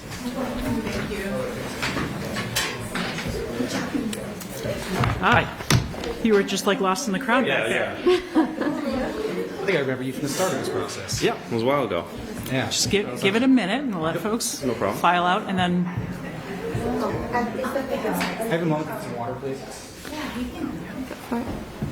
Go around. This way. Just don't put a seat. Bill? you all can go. NCAS on the consent agenda, we just vote that as one big motion at the end. Yes, you'll be good with the parade and everything? Yes. We'll see you at the fair. Okay, see you at the fair. Sounds good. Bill, you didn't get water, did you abandon hope? Oh, okay. So, back to business. If you can introduce yourself, I think we know where you live, but introduce yourself, and then between you and Beth, maybe what the action is we need to take this evening. But I know Bill has some history. If you want to give us a bit of a background on, why you'd like this, or anything else you want to share, please. Absolutely. Go ahead. So I'm Daniel Belknap. I represent the owners of the property at 19 Hancock Street, which is actually my parents are the owners. And we're here because over 2 years ago at this point, we applied for a special permit. 19 Hancock Street just is I don't know if any of you have seen a site plan or anything, or if this is the first time you're coming across your desk. Yes. But it is a two-family house. It's on a kind of an oversized 100-foot wide lot, which is sort of larger than is typical for that neighborhood. And we applied for a special permit under Section 4.5, which is a sort of recently adopted zoning ordinance that allows for the flexible zoning if it leads to the preservation of a historic or natural resource. To my knowledge, we are the first and only successful applicants to actually utilize this ordinance of the this section of the zoning ordinance. So the kind of basic mechanics of it are we take this 100-foot wide lot, we subdivide it into two 50-foot wide lots, and which are non-conforming to the current zoning. And in exchange for that, or the conditions for that, are that there is a perpetual preservation restriction placed on the existing two-family house, which was deemed by the Winchester Historic Commission to have historic value. So this historic resource gets to be preserved in perpetuity. So then, after extensive public process, that special permit for basically the subdivision and the proposed house, proposed single-family house, was approved back in June of 2024. So we're here today because even though the ZBA was the authority to approve the special permit, the Select Board is the signing authority for the preservation restriction agreement, which is basically the last step in this process in order for us to apply for a building permit to build the proposed house. So that preservation restriction agreement has been reviewed by Town Council. It's been reviewed by the Winchester Historical Commission. They essentially defer to Town Council.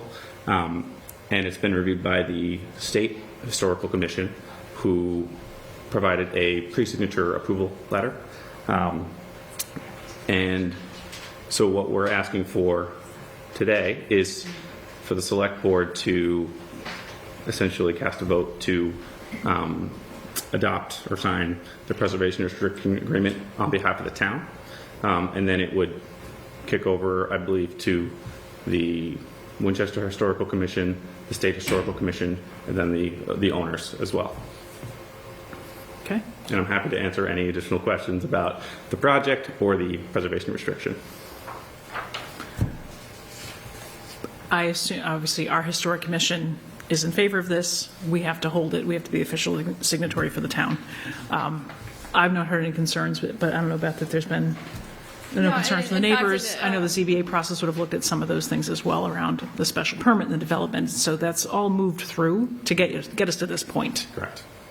Okay. And they were, for the rest of you, because I mentioned this, Michelle, earlier, this started when I was on the zoning board back in 2022, and it was the first time that any of us had seen this bylaw in action, and it's very unique in that it's putting an impetus on protecting our historical buildings while also allowing for growth. And what was most unique about, I think, your project was the neighborhood. And it's where I learned a great appreciation for stormwater management, because that was a big concern of all of your butters. And you had a lot of creativity in your approach with impervious services and other aspects to control that and to make sure that you weren't just dumping more water next door. And so they've been through an exhaustive process, but it was trying to figure out this historical preservation commitment that was like the hardest thing to do, because you had to work with the state agency who's not always super fast. Yes. and also dealing with this for the first time. But they've been through the ringer, and if this is where they are, then they've, I don't want to use the word hurdle again, but yeah, please. Everybody across town that really deserves to be putting their 2 cents into this project must have signed off on it to get to this point. So congratulations in terms of everybody here. I think you've persevered with the project the longest. Yes, thank you. Other questions? Is the action, do we actually physically sign it this evening? I think it's actually, Or does the town manager sign? Signatory. Yep. Yeah. Okay. All right. So, just again, is are we voting this on the 24th? Are we voting this today? Good point, because we're seeing it today. Right? We've not seen this before today. So I think if we're going to be consistent with what we just did with the field, I think that's a fair question. So, We've not had it in the packet, right? To that end, and I'm happy to vote on it tonight because I really don't care, and I think that it's been through a lot of governmental process. But I've asked for a policy to be put in place, regarding items like this on the agenda, which is fair. We have not done so, so we've had an arbitrary practice of applying it for certain things and not others, and I think that is a problem with creating trust in the community and visibility to certain things. So John's ready to make a motion on this. I'm happy to support it, but I think we just need to be less arbitrary about enforcing practices and calling them policies. And I certainly would be welcome to hear any feedback, and I would be participating in putting together any sort of policy to that regard. That's fair. Okay. All right, I move that we approve and accept the foregoing preservation restriction agreement with 19 Hancock Street LLC, and authorize the town manager to sign the agreement. Second. Any additional discussion? All those in favor? Aye. Okay, I'll vote yes as well. And Mike, duly noted. I think that's right. Thanks. Just want to thank you for your patience. Yeah, I know thank you. you've probably come to our office many times over the past year Yes. as we've worked through the process. So I appreciate your patience as we got here tonight. Yeah, no, thank you. It's my pleasure. So the sort of next step is the certificate of the vote. We'll then get basically. So that's me. Yes. Do you want me to, I put it together and then I sign it? Do you want me to scan it to you and send it to you so you have it electronically, or do you want to come and pick up? Yeah, that's fine. This needs to be signed and notarized, so we can do that tomorrow with the certificate of vote, and then You just do those pages so you pick it don't up. have to put it right in. Yep, and they just kind of swap it out, and then it gets forwarded to the next Yeah. signing party. Yeah, I read their letter too. Okay. All right, perfect. Great. Thank you so much. Thank you. Congratulations Thank you. Thanks. on persevering. Go Before ahead. more on the next item, I'd like to pull up the Festivus poll. Is everybody familiar with the Festivus poll here? Yes, of course. Yeah. So I, too, am fed up with getting documents an hour or two before the meeting and expecting to respond to them at these meetings. I'd like to have us have a more thoughtful policy about having a complete package by the previous Friday of the meeting, and any information that comes in after that isn't to be considered unless it's of an emergency nature, because it's annoying the hell out of me. Second. Okay, All right? Please. Thank you. let's all hold ourselves collectively accountable. I think that's fair. In which case, we would have had $10,000 less for vape detectors, and we didn't vote on a baseball field, and at least Hancock was in the packet. I think I know, that's fair. just, you know, Nope. We should, if we're going to say we agree to it, which it sounds Right. like we do, Mike's point. then we need to be consistent and hold ourselves collectively accountable. I'm good with that. Thanks for sharing your Festivus grievance. So let's get a policy together. Yeah, so I'll start to work on that if that's okay, Michelle. What I would say is it would mirror what the school committee does. And so I think I had mentioned several times before that I think the way that they run their business is very predictable, it's very professional, and has policies like this. So that's where I, out of kind of some of John's frustration as well, that he's raised several times, had talked to school committee members, and they said, "Oh, this is what we do." And so we'll hopefully by the 24th have a policy for us to vote on. And Well, if it's not in the packet by the 21st, we won't vote on it, but That's a good point. but we'll vote on it soon. We'll vote on it soon. Let's work on that. Thank you. Okay. Next up is 160 Forest Street. There's an updated red line agreement Correct. in our packet? Town council was here at the last meeting discussing the regulatory agreement. He'd been going back and forth with EOHLC. This is the form of the agreement that he's recommending the board to vote on, subject to any non-substantive changes that he may have. And I think next steps are, let me just grab my notes from Jay.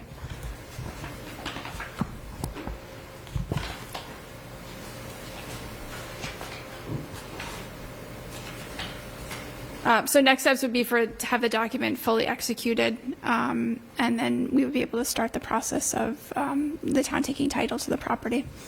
I did hear from Marty Jones from the Affordable Housing Trust, who wasn't able to make it to tonight's meeting, but she is pleased with the form of the document and the process as well. To John and Mike's feedback, do people feel like they've had enough time to review the updated housing restriction? I feel that I do, but I want to just No, ask I the did. rest. There were changes, but there were clarifications. They were good. They were useful. I know they're not significantly different from 2 weeks ago, but okay. And there's been a lot of communication and involvement with the Executive Office of Housing and Livable Communities on this, and really they have been fantastic in working with Jay and moving through several revisions of this to get it right, because it is a little bit of a unicorn for Yes. what is happening. So so appreciate that at the state level that they were willing to work with us, and Jay, our town council, really put a lot of time and energy to make sure that you got this right. So I certainly don't have any reservations, but I've had ongoing visibility to it. Yep, and I had raised some concerns 2 weeks ago. Jay circled back. I saw that those concerns were reflected and addressed in the draft. I just want to make sure everybody else, if you had any open questions, that they either are addressed or we wait. But I know my concerns were addressed because Jay and I went back and forth on it last week. It's not a new topic. I think we're just looking at minor revisions at this point, and they're the revisions that needed to be made that we provided guidance on. So I'm Good. comfortable with it. All right. All right, then.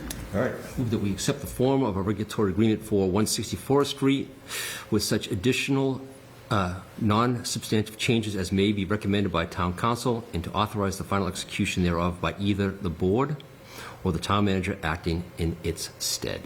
Second. All those in favor? Aye. Okay. Next up, I think, Beth, we're going to turn this one to you. Sure. So this is a borrowing authorization.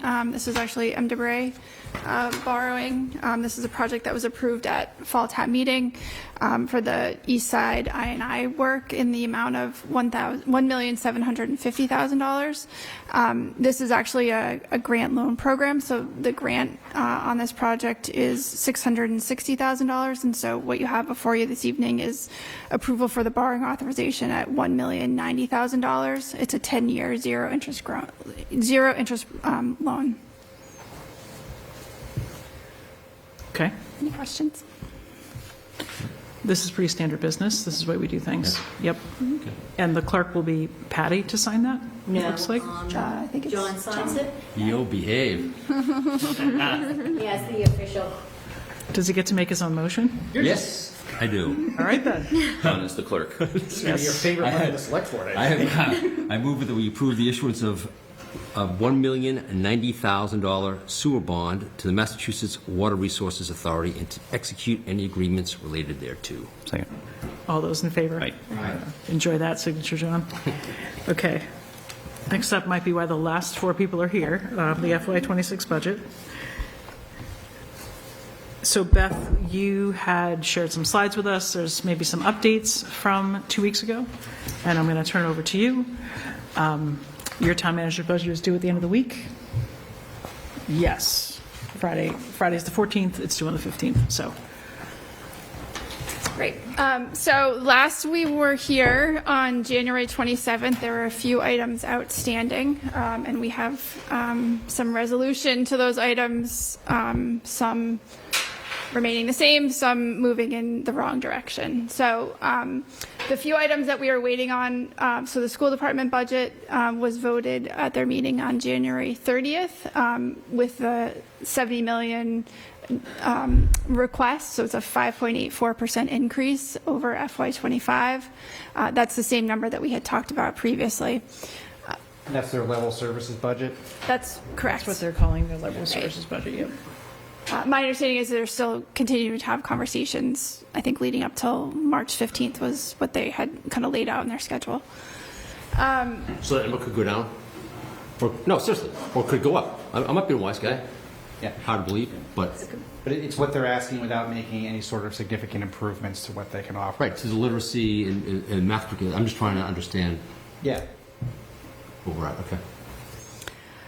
The piece that has moved in the wrong direction, unfortunately, is our health insurance budget. So as I had mentioned during the budget summit and other meetings prior to this one, we had been advised by Maya, our health insurance provider, who we have Blue Cross through, that we should be carrying a 10% increase for FY26 and for the next foreseeable future.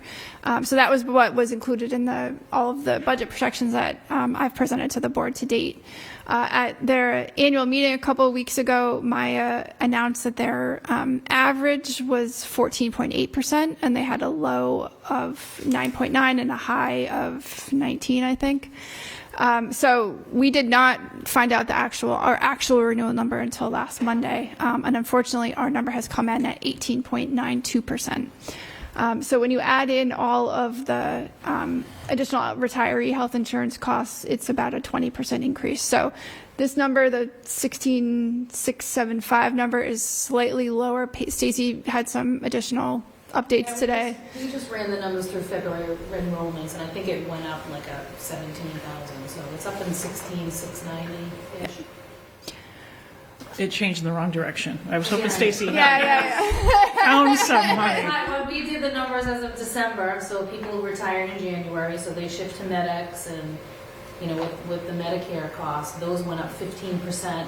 We budgeted 5 for Medicare for FY25, so we're going to have to figure out if we're going to have enough money in FY25's budget. Seems like this was out of our control. We have nothing we can do about the Medicare supplemental plans, unfortunately.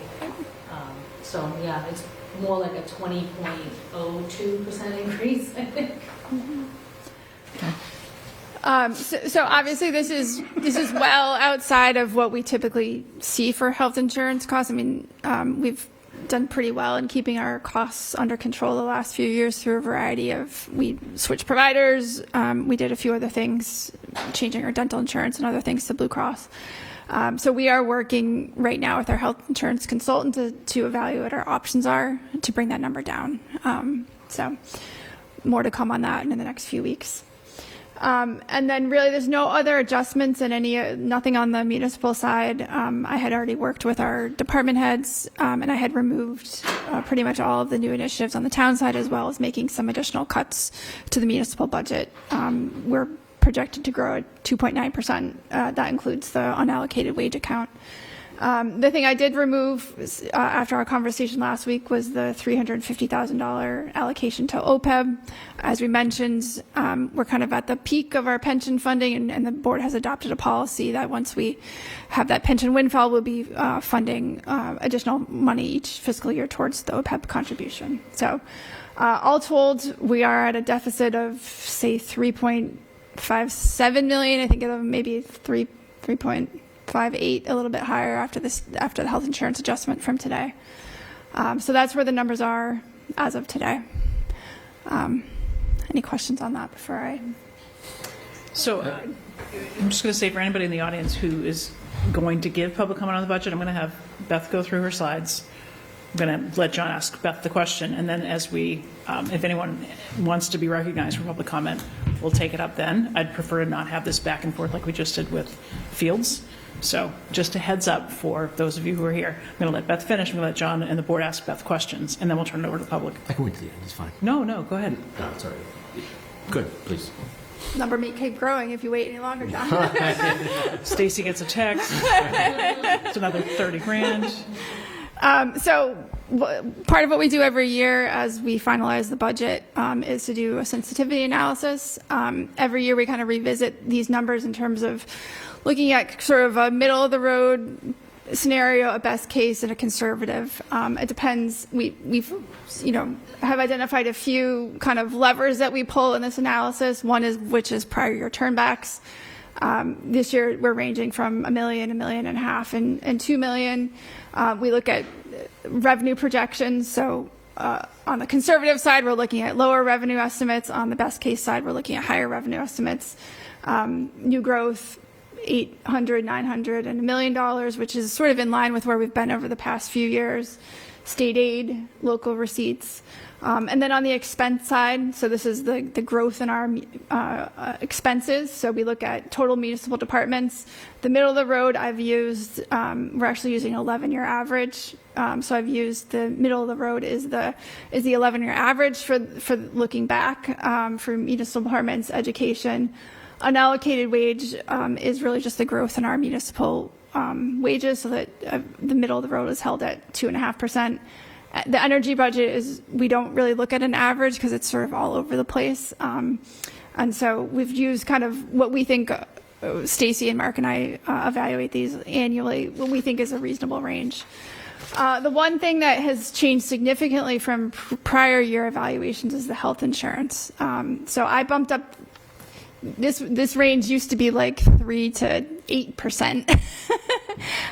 So best case, I've put it at 5. Middle, I've put it at 10 based on the feedback we had received last fall from Maya.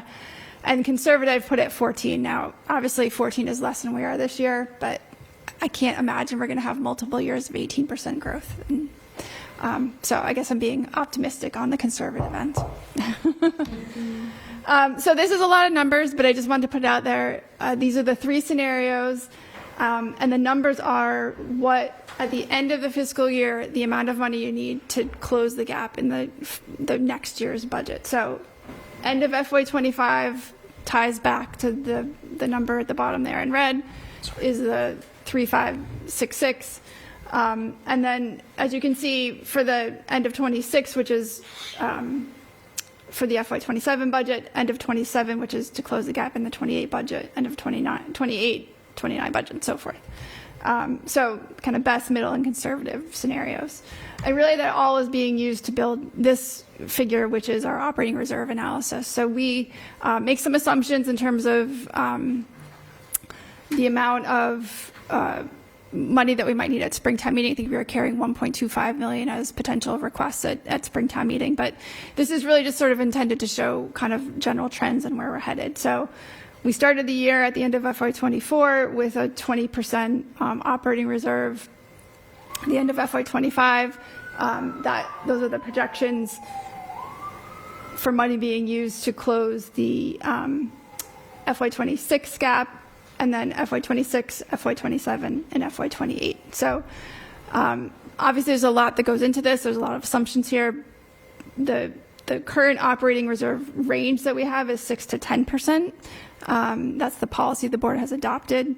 We will be above that. Our projections are to be above that at the end of FY25 as we look towards closing the gap that's currently in the manager's budget in FY26.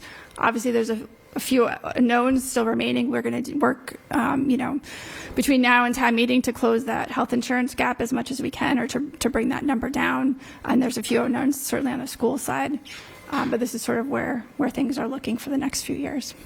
So I think it leads to the bigger conversation, which Michelle leads into, I think, the conversation, kind of the larger state of the town conversation and where we're going to go over the next year or two from a fiscal position. So I think we'll take that up next, and that's sort of like code word for override, but we will talk about that. Let's get comfortable saying it. No, override. Before we move into that, which is going to be part of this overall budget discussion, does anybody in the audience have a question, want to come up, have a question for any of these assumptions? If you do, just come on up.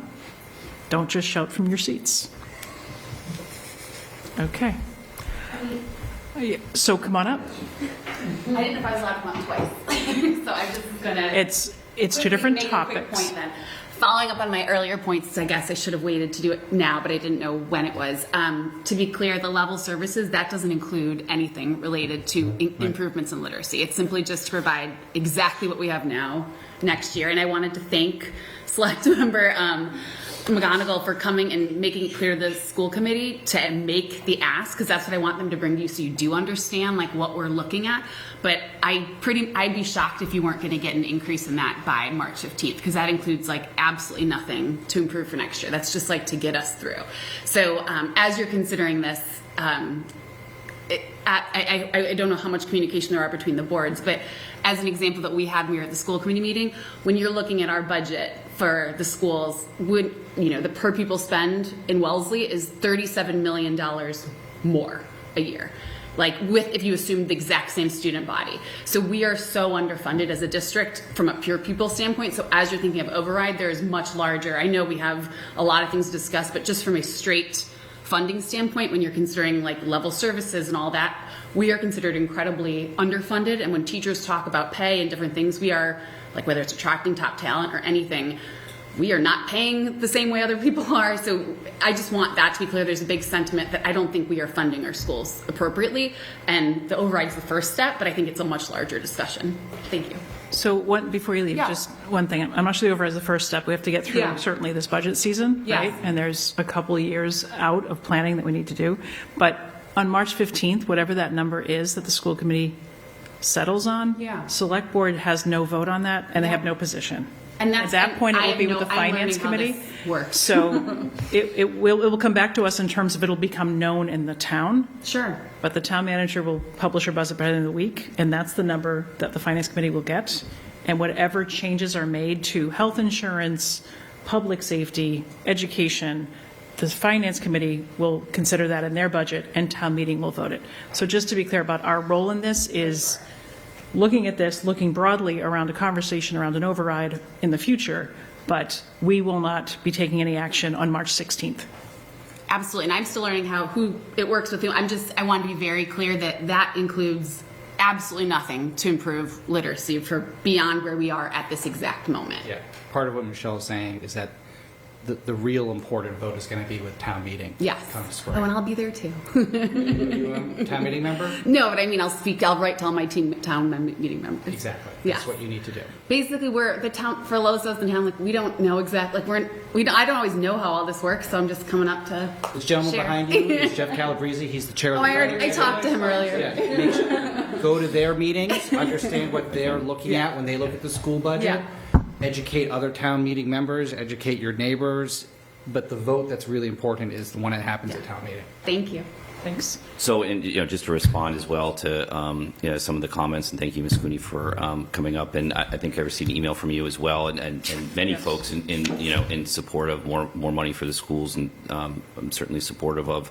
I think after the budget process is kind of finalized on our end, we are going to re-establish or reconvene the State of the Town Committee, and that involves all stakeholders: finance committee, select board, school committee, the capital planning, everyone, and we start saying what do we need and how do we solve these problems that are priorities, and then we sell that to the voters, right? So that's the process. It would be an impossibly short runway for us to get on the March ballot with an override at this point. And we really established this back in 2018 or 2017, I forget, when we were going out for the 2019 override, to really just have that conversation with residents, because there is a sense like that there is somebody's done something wrong if we're going out for an override. And our conversation was, no, there's a structural deficit here. We're not a comparable community to Wellesley. We have very little commercial revenue, right? We have been correcting teacher compensation over the past several budgets, and so and contracts. And so I think we've been trying to resolve some of the issues along the way, and now we're at the kind of on fumes from the previous override, and so we're looking for some direction from the school committee. I think we're going to get it. I think it's fair to that maybe there's some supplemental funding for literacy, math as well, that we've heard of maybe at this Springtown meeting. But we've got to have that direction from the schools, because we don't tell them what to do, right? And with their business, but. I appreciate their increased attention to the literacy issue. It's a major priority, and but I do appreciate and personally feel that we need to move faster than we are, and so I get that. But sometimes municipal government doesn't always work like that. So thank you for this, and thank you for all the emails as well from other residents as well. I didn't get a chance to. Get back to all of them, but yeah, we will. Probably get about a dozen. Yeah. Come on up. Thank you. I have Parse Biony 307 Cross Street. I have a very narrow, specific question just about the projections. Did the OPEB $350,000 sort of pay down that's in the annual budget, is that back in for the out years? So is it out for 1 year? No, so, and Stacy's probably has numbers better, but after FY 26, we start moving what was pension funding into OPEB. So we're sort of keeping the funding at, Stacy, I don't know, is it like 7 something in FY? I think it's probably about a $5 million swing. So the pension and OPEB should really be looked at as a combined liability. Of course, pension needs the most attention because we have to fund that, but the OPEB we don't have to. However, I sort of just caught on that the 350 was dropped. So in FY27, that's where we'll see the shift. It's not going to be the full shift, but most of the shift, some of the shift, and then FY28, if everything stays the same and our actuarial study comes into fruition where it's similar to what it is now, we will have a full piece of that pension windfall will go to OPEB. Yep. So it's not a supplemental line item in those out years. By end of 27 into 28, OPEB basically takes the place of PIRAC and contributory retirement. I think it's in 28 is when it's it in fully... the model as a pension still, just because there's some uncertainties. So the full pension amount is in the model, knowing that some of that will be shared with OPEB. Yep. Just to clarify, so 100% of what is currently OPEB and PIRAC together is continued to be put towards long-term liabilities, which is consistent with select board policy. So all of it goes towards OPEB at that point. None of it is used for that purpose. I think, Stacey, we kept the... I don't have the exact numbers in front of me. We kept the pension growing. It's combined. So the full funding for the pension and whatever is left over can be funded for OPEB. That's in the model. as far as that. So But the there's nothing pension in FY contribution is growing, right? And then the OPEB is what the difference between the peak of the pension funding and what is left, if that makes sense. Got it. Okay. And do you have a sense of how much OPEB contributions increased by past 27? We have Meaning- those meaning- numbers, I meaning just don't what's the have them. shift from- It's in the from budget pension law, I just liability don't paid have out? that Okay. information at my fingertips Thank you. Appreciate right it. now, but yeah. Jeff, Your meeting. you're welcome to share. You sent us all a memo. You're welcome I hope to. you read it. I have nothing further to add. I think we have some work to do. Just to balance, I think, those three items, sort of structural deficit, capital, and then schools, the variable. So, and I will mention that memo was voted unanimously from the finance committee, so that's not from me, that's from the committee.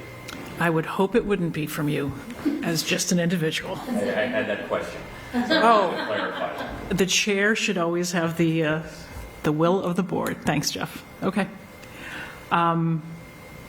So any other questions on this before we kind of pivot into state of the town? But I want to just make sure we have the questions for I have Beth. a question for Stacy, one for Jeff, one for Beth. All right? Spreading it around. How nice. Sharing the love. So Stacy, our revenue growth's what, around maybe 3% a year? Between new growth and 2.5%, just ballpark, So, yeah, right? it's never just 2.5 because we have debt exclusions that grow and shrink, and we've got Chapter 110 that's like a debt exclusion that grows and shrinks. So, it's more than 2.5, probably less than 5. And the schools grow at like 4.5% a year historically? 492. 492. 4.2. All right, No, 5%. that's not including this Right. year's request. Right, exactly. And we have one place to get the money from. There's no other sources coming in here. And we have $20 million of capital to pay for just about every year. Capital, Yeah, right? we've got like 13 million shortfall a year. Yes. So is the idea that we need to consider the scope of service that we provide in order to live within our means? Because we can only go to the taxpayer for so much. If we're at $17,500, we're going to have $800 for Lynch, and we've got money coming for the, for the Morocco culvert. And so, and when you get the budget, Jeff and FinCom, do you want to see that pretty close to being balanced instead of getting one that's not balanced and then having to do the work and then presenting that to? That's the idea. I think, Okay. like we said in the fall town meeting, upfront growth targets, at least to constrain ourselves a little bit. We think that, at 3.5 million, it was 2.5 million about a week ago, and numbers only get worse. So, and go to voters, our view is, who says they're going to approve an operating override? Well, why not do operating and capital? Or, put that question to the voters of what's more important.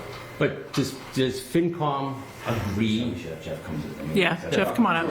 Yeah. Thanks. So would you agree really the only way to grow the top line beyond the 3% or 3.5% is through an override? I mean, I don't know where else we go for the money to meet all these obligations. Yeah, I think we are constrained. Prop 2.5, new growth. Interest income has been nice, and it's great to hear that's above expectations, but we really don't have a lot to play with.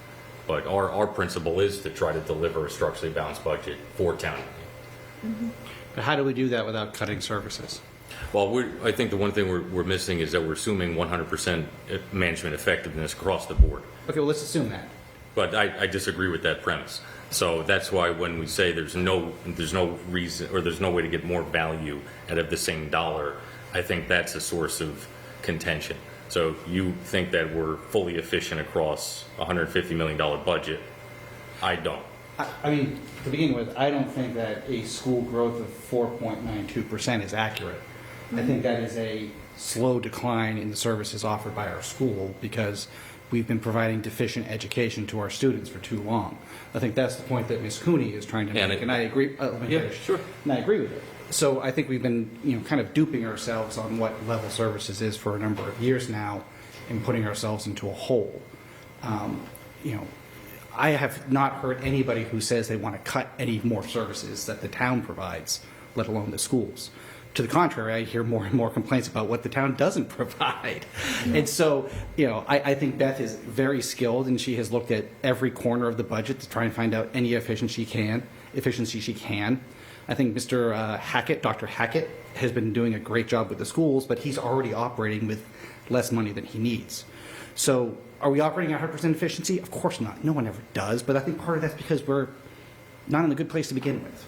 And, I see this as a question of really cutting services, be them town services, be them school services, be it through staff, be it through programs, or we have to pay more. And that's not a decision that any of us want to make. But I think that's essentially what we're looking at right now. So I want to be mindful to just, I don't want to get into a town meeting debate, right? So I think John had a specific question for Jeff, and I appreciate the Bill and Jeff perspective, and thanks for coming to the table, Jeff. No, dude, don't leave yet. Maybe there might be more questions. I don't know. But what Jeff had mentioned, what I was trying to do 2 weeks ago is, do we have a growth target? Do we want to put a percentage in for schools so that FinCom gets a budget that is not, at that time it was 2.6 or 2.9 million. Now it's 3.6 million. Didn't sound like we had 3 votes at the table to set that number, right? And say, Beth, bring the budget in, not at 2.5 or 3%, bring the budget in overall at, a flat 5% across the board.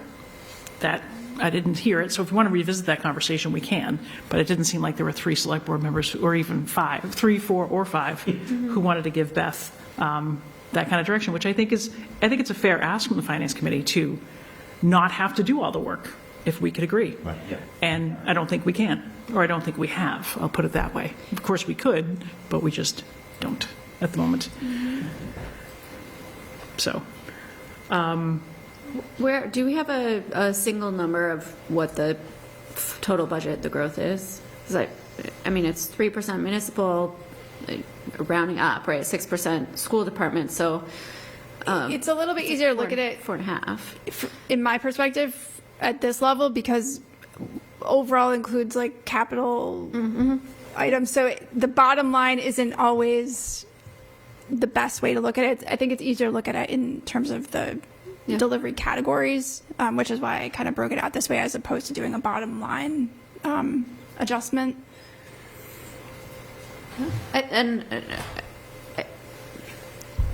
I mean, it's hard to,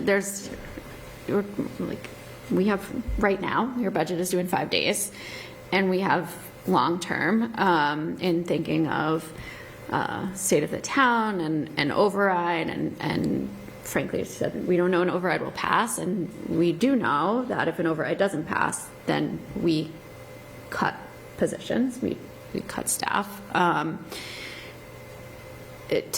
to meet those budget ends. It also, there's some proposed legislation for the future that would potentially exempt schools from the 2.5%, so kind of give some more flexibility, but that's not within the next 5 days, right? And if schools are exempt, that's just more on the taxpayer anyway. Right. Right. So that just takes the override vote out of our hands and just puts it on, I guess, FinCom and town meeting. So, but I think the other thing is, the language matters, and absolutely fair point. This budget is due at the end of the week. Whether it's 5.8, 6, 2.9 on municipal side or something else, if that number wasn't 5.8 on the school side or 2.9 on the municipal side, it's growing by less. Nothing's cut right now. It's just growing by less. And I think the language that goes out there is, oh, they cut the budget. No, we allocated less. And to Bill's point, there's not enough that's been allocated to date, but the cuts happen when the money isn't there, right? Any change that happens between now and Friday, February 15th to April 27th-ish, right before town meeting, is what will it grow by? Yeah. Not what will it be cut by. And I think that language is important, because I think that it leaves the room and it leaves the table, and it's like, oh my goodness, we're just hacking away at things. Maybe. And I'm not sure that, again, I'm not sure this body has a number in mind, but what happens at town meeting is a number is voted that is growth year over year. It just might be growth by a lesser amount or a lesser percentage. And I think that's important. So, and we can talk about state of the town too, but I wanted just more reaction on where we are today before we talk about how do we look in the out years. I think they're not, the conversations are linked, but if there's any guidance we want to give Beth for the town manager's budget by the end of the week, I think we should have that conversation now, and then we can pivot to what are the kinds of questions we want to look at with a broader group of stakeholders. Yeah, and just, the things, again, February 15th is a snapshot in time, right? So the things that will change between now and town meeting are, I use the governor's budget, locally numbers, hopefully we'll have some better numbers by the time we get to town meeting. And then obviously health insurance, we're going to do everything we can over the next 2 months to bring that number down. But I'm carrying worst case scenario. Yep. You had 3 questions. Did you already get 2 of them answered? I'm done. All right. Just this. Yeah, I know. Don't bring it up at the encourage? very end, John. So you know. I just wanted to make sure you had your time. No, I don't have any questions, Michelle. The only thing I think we, as part of the state of the town, conversation, we really need to look at comparable communities and share with residents what really are comparable communities, right? Yes. Like communities that have 5-7% commercial tax Correct. revenue, not that like a Lexington that's got 30 or something. We just don't have that many levers to pull. And then also when we're looking at those communities, what their growth rates are as well. And because we look at everything in an individual box when we're looking at our own budget, and we're surprised by health insurance increase. We're really surprised with school increases, but for both those things or cost of capital projects, we shouldn't be at this point because we need to plan for that, right? Because we've seen over the past decade or so, all 3 of those big things just increase beyond what we've planned for. And so I'm hoping with this conversation we can say we're going to be planning a little bit better for the next however many years. Yeah. And even when we look at capital projects, would we say we have $20 million a year in capital items that need to be funded? I think a lot of communities do, right? So it's the nature of the business, right? Like I don't make my home perfect every year. I say I'm going to put off a roof project. I'm going to fix that fence. I'm not going to do landscaping this year. I'm going to do other things. And so I think we need to have that conversation with people that there's not everything is in a crisis mode, but as we plan for some of those things that we do see going up, that I think that we'll be stronger, right? And I think it'll build more trust with the community. So Jeff, this is what you're saying too, but as we do that, looking at things that we can fix now, if we get ourselves the money now, so they don't become the $20 million project, down the line. Right. It's the stitch in time saves 9 sort of idea. But and to John's point, we've got one pot of money, right? It's coming from the pockets of residents, and I hear from a lot of them very regularly that they're winded, and our only solution is more overrides, right? And a lot more growth in our budget. So I think we do have to listen to people and come up with a strategic plan, and our plan can't just be give us more money. That's easy. If I've got a big project at my house, I don't go to my boss and just be like, I've got a lot of projects, can you give me some more money, right? It's, we've got a plan for that growth. And we've seen, especially on the school side, a lot higher mandated costs over the past several years as well. So it looks like their budget is increasing, but it's really not, right? It's not programmatically increasing. So they're not able to get to the things that they need just because they're trying to keep their head above water. So, but anyways, that's talking too much here. Thank you. So we talk about affordable housing a lot in Yep. Winchester, so it's really just a joke, right? Because there's no affordable housing here other than perhaps rental housing, because for the most part. So we have a newer development in town, an apartment development, and they pay $555,000 a year in taxes. And the cost to educate the kids there is almost $1 million. So when we think about budgeting and what's important to town, I suggest that we say, what is our contribution going to be to affordable housing on a go-forward basis? Because everybody talks about it, but now you got to pay for it, because there is a payment that has to be made for that in some form or another. But we don't really consider that. But it's an expense. It has to be paid for. That's not a school budget type of thing. It's just an overall budgetary thing. And as we encourage more of that, are we going to be looking at that? And the other part, all right, so here's one from a lifelong resident. Has our town become more transient? People come for the school, they pay the taxes, and they leave. But the fabric of the community is transient people, but it's people who live here for their lifetime too. And I said at the last meeting, I'm back saying at this meeting, is that we want to be respectful of the older population, not just the older population, the population who can't afford to see their $17,500 tax bill go up by 10% 3 years in a row because they don't have to move. I think that's what we hear a lot from the planning board is like this missing middle is kind of, we have homes, right? But we don't necessarily have a place to transition from your family house to sort of as a senior or a couple to live in a sort of smaller location, and that the planning board has talked a lot about that in terms of the development. And I think I've also talked about, and we were talking about this earlier, but we also hear from Diab when it was his cost burden households. Mm-hmm. Right. Mm-hmm. Right? So there's not a place to live that's 1,400 square feet, 1,000 square feet when you're selling your 3,000 square foot house. Yeah. There's not a place to go, but for those that are here, the rent, the average, the cost of living Mm-hmm. is there's a more significant number of our residents and neighbors who are cost burdened just in their housing than I think we actually see or hear from. We hear from some, but we certainly don't hear probably from the order of magnitude. So I think we have to go into this very, very carefully with all of it. And we have capital needs, we have structural deficits, we have a Lynch borrowing that's going to start hitting in July, the full balance of Lynch, right? September maybe? The full balance? No. we Not still till have next to- year. Yeah. Until next year. Okay, but so a Little year, bit of relief. but from a year, no, but play this out. A year from now, we have the full $780, $800 per household for Lynch borrowing for 20 years, $200 per year per household for the CPA in perpetuity. That's $1,000 more in your tax bill before we talk about an override. So whatever override, whatever conversation we have, I think we ought to be realistic. We ought to understand what we're getting and not getting. But $1,000 without even putting that question to voters is where we start from next March, next June.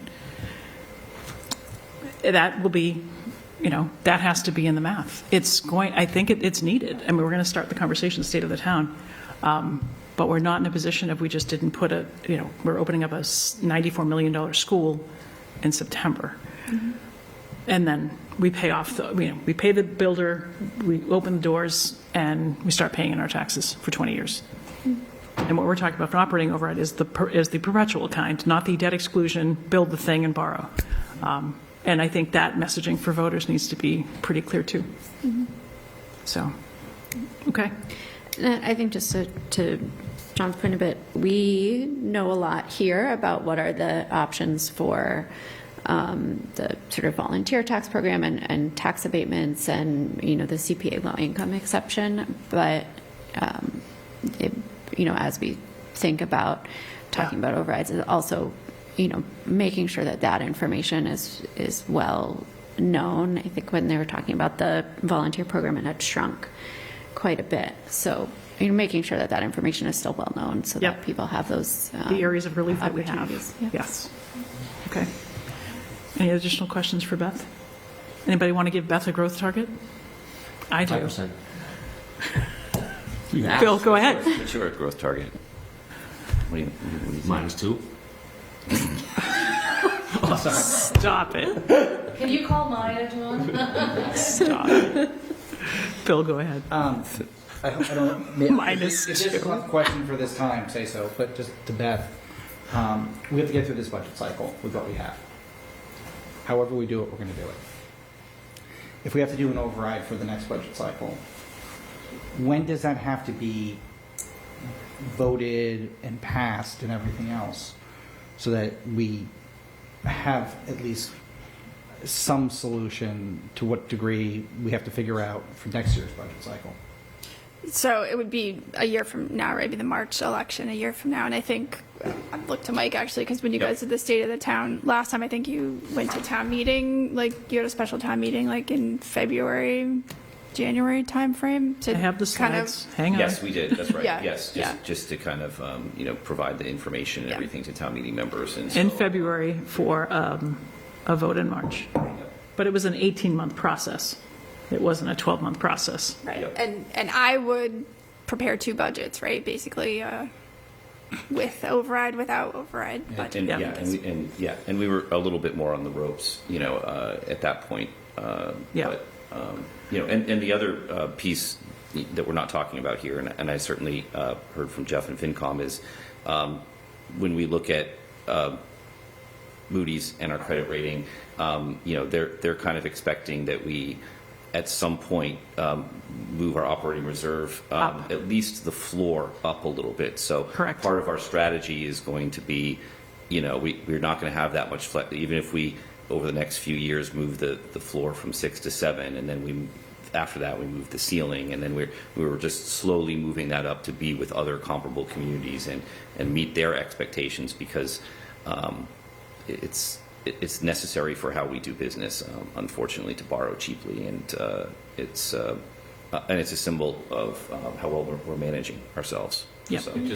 Just one point on that to note. I know Moody's changed their calculations. I think it was 2022, where they placed a lot more weight on debt to operating revenue, and I think that was a change from the last time we did an override. So we do have significant concerns that we're at risk. And the more we go on this path, we're going to get further at risk until something happens. Which speaks to being mindful of our debt, right? Yep. And what we take on as debt, be it school project debt, capital project debt, municipal funded debt out of just municipal projects. So, yes. So on the bond rating, because again, it's like we know a lot of things around this table collectively, and sometimes communicating those things and trying to do it in plain language is difficult. Is there either, maybe a question for Stacy, like a one-pager that exists around bond rating, or I know you've explained it really clearly to the board, like, is that something that we can just have within town meeting as like a one-pager on the bond rating and how that's done? Because you've... Yeah, certainly. Really, and I don't know if you're going to come here to hear me. When we're going to borrow $100 million, our bond rating will impact that. And when the interest rates are much lower, which they were in the last 10 years, the change isn't that crucial, but it does save the town money to have a higher bond rating. And one of the things that they look at favorably is that most of our debt that we incur has a dedicated funding source. It's either coming from the Capital Stabilization Fund, Building Stabilization Fund, and override. Even our water debt, 86.45% of that is basically a debt exclusion, which adds to the tax bill, of course. So they look at that favorably. We only have a small section of debt that is for general debt within our Prop 2.5 number. And what we used to do is anytime that debt fell off, we would send it over to the Capital Stabilization Fund or the Building Stabilization Fund, or split it. I forget how we did it. That just showed that we're preparing for later if we needed more debt.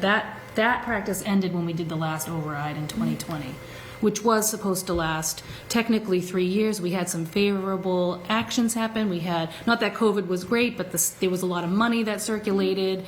We had some favorable interest over the last couple of years, which this year too. So we changed health insurance providers. We changed 1.2 million of savings from changing the health insurance provider, which is coming back to haunt us at the moment. However, we might want to increase our turn back estimate to be more than 2 million because of this interest. We might get an extra million. So for this exercise, for this year, we could probably bump that up a little bit to make it a little bit more realistic. But for most years, you never rely on when departments say, I'm going to spend 100% of my budget. So our estimates always come out less because we're told otherwise. We're told that we're going to spend all of the money. And then when they come back and say, oh, no, we're not, we have $250,000 times 4 departments, that makes us look like we're not planning correctly. But how else do we do it when departments are saying, you've cut my budget, or we're tight, no, we're not increasing our services, we're going to spend every dime. So there are other things that we have an actual rating call this week, so we can find out from them if there's any updates, if they have anything that they're concerned with. We'll find out on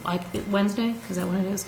But they've always said, compared to all the other AAAs, and they look at people outside of Massachusetts as well. So Massachusetts has a very high, I forget the term, but we have real estate taxes, and they make up for a lot of what other states don't have the same structure as we do, so we're looked a little bit more favorably than other states. I don't know of how they all work, but they're comfortable where we're at now, but they've always said that's a potential.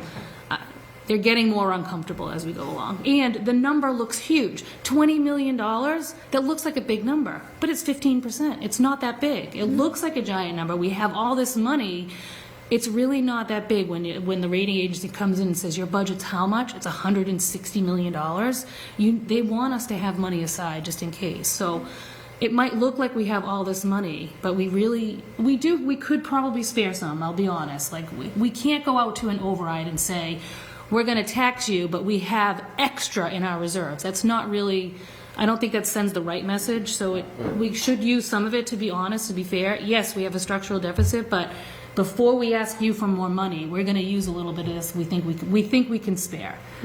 So it's just, I'm interested to see how their rating, how their rating call goes this week. And they did change their review process, which I scoured through like every single financial statement of every single comparable to say, why are we treated so differently? And we had classified something differently in our financials. And then we said, okay, auditors, take that classification out so we can look like everybody else. And it bumped us up. It helped a lot. We didn't get downgraded. So I'm not sure. I haven't heard anything this year, but I guess we'll find out. Yeah. Stacey? And then, Go ahead. I was just going to say, that's sort of the question I asked earlier. Like, can we just look at the scope of the free cash and how that sort of 15%, are things set aside? Are there things that we can't touch in there, so that we just have a way to, articulate that and say, if we need to use, a portion of it to balance the budget, what is that? Yeah, so in the projection model that we've been using since I started, it was just, I think it was Lance Grensback, I'll give him some kudos.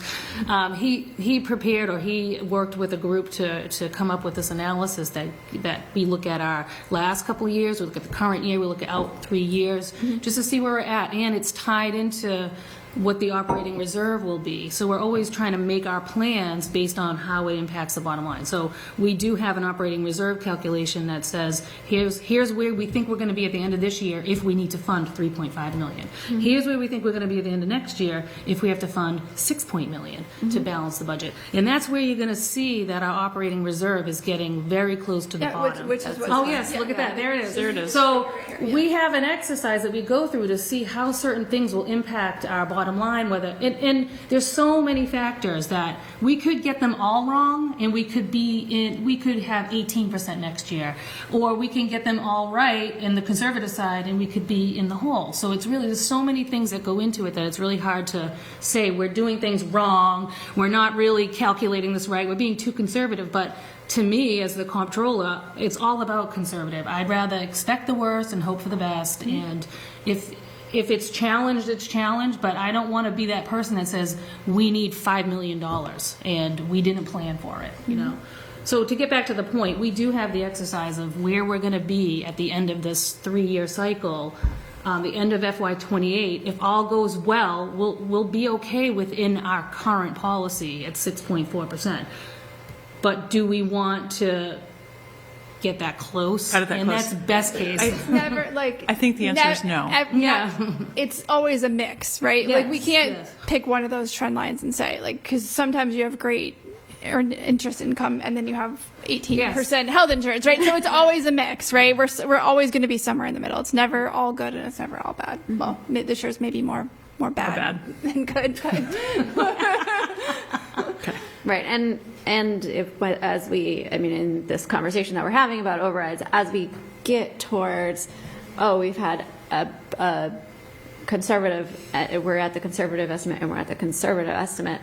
Like, we're not going to just say, cool, keep going. We're like, I think we're gonna look at it. We have to start planning now, because what we don't want, we talk about kind of this financial cliff, right? Where that if an override was not to pass, and then the cuts are so deep, right, that it's not a place that any of us want to be in. So we have to take some action maybe before we're at that worst case scenario. And Lisa Wong did 3 budgets that year. Do you remember? I do.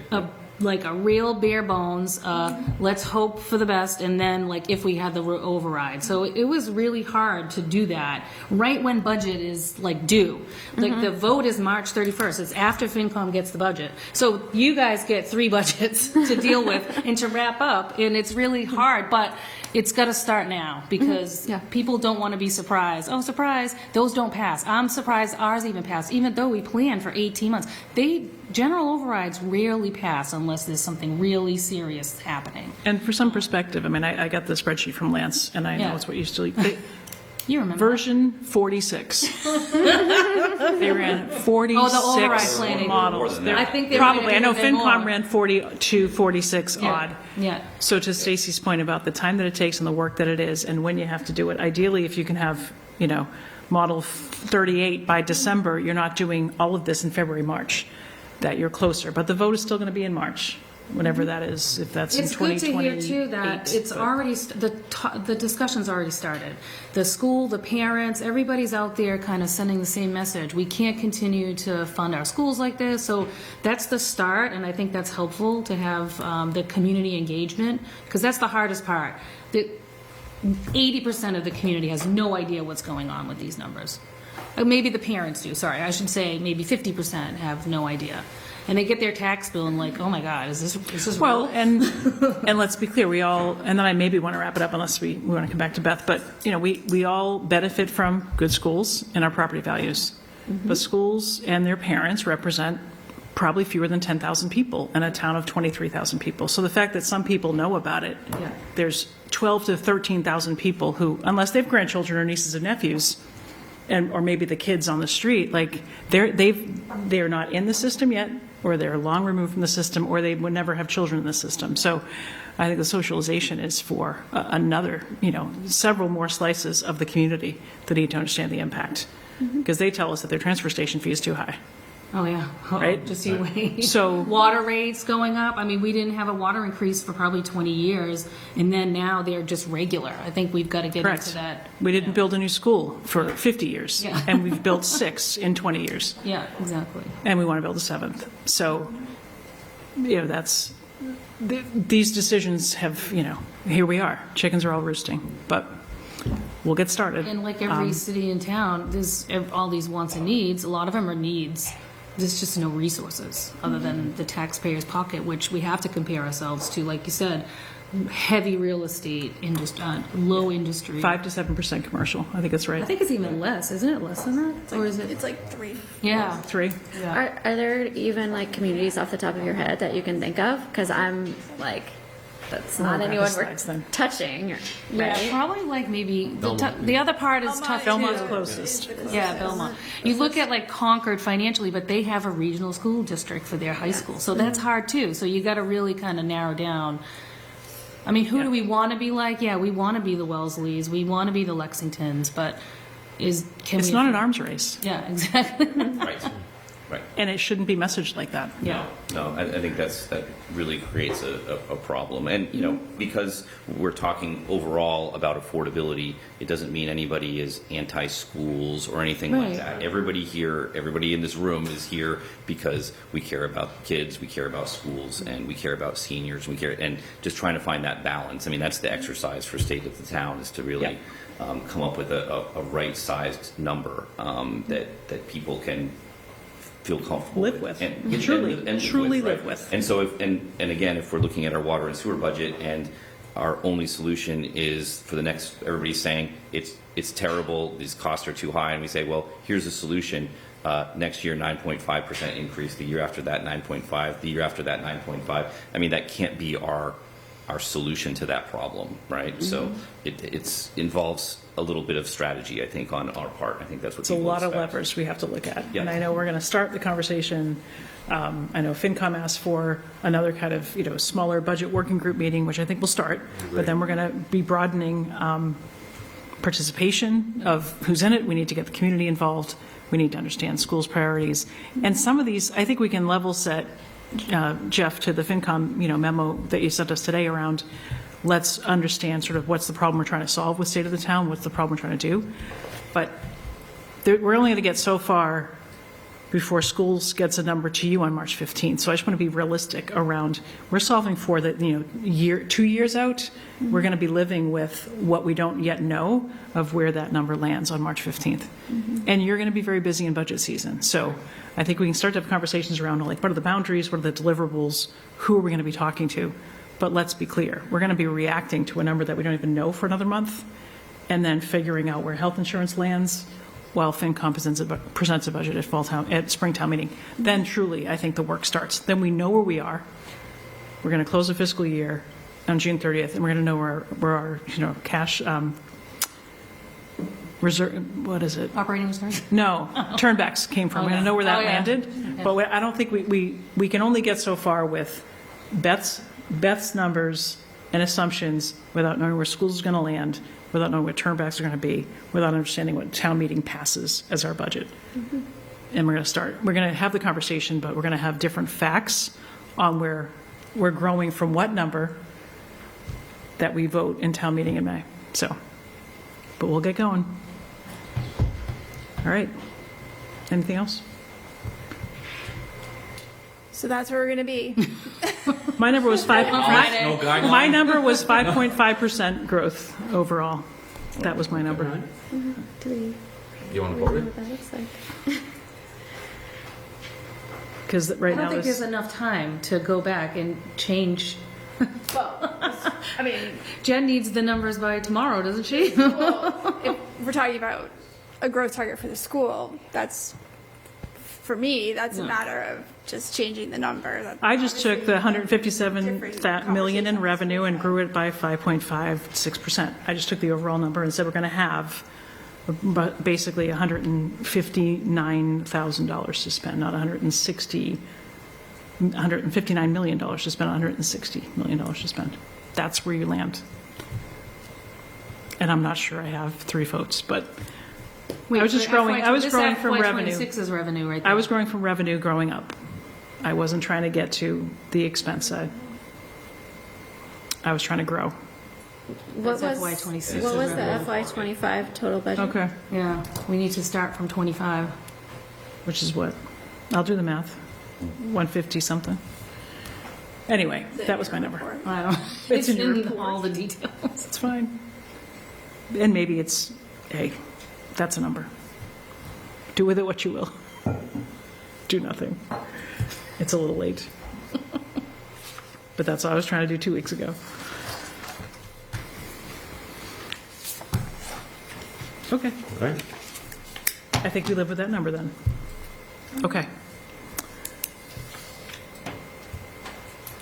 All right. We'll go to the next order of business, which is committee updates. Thank you.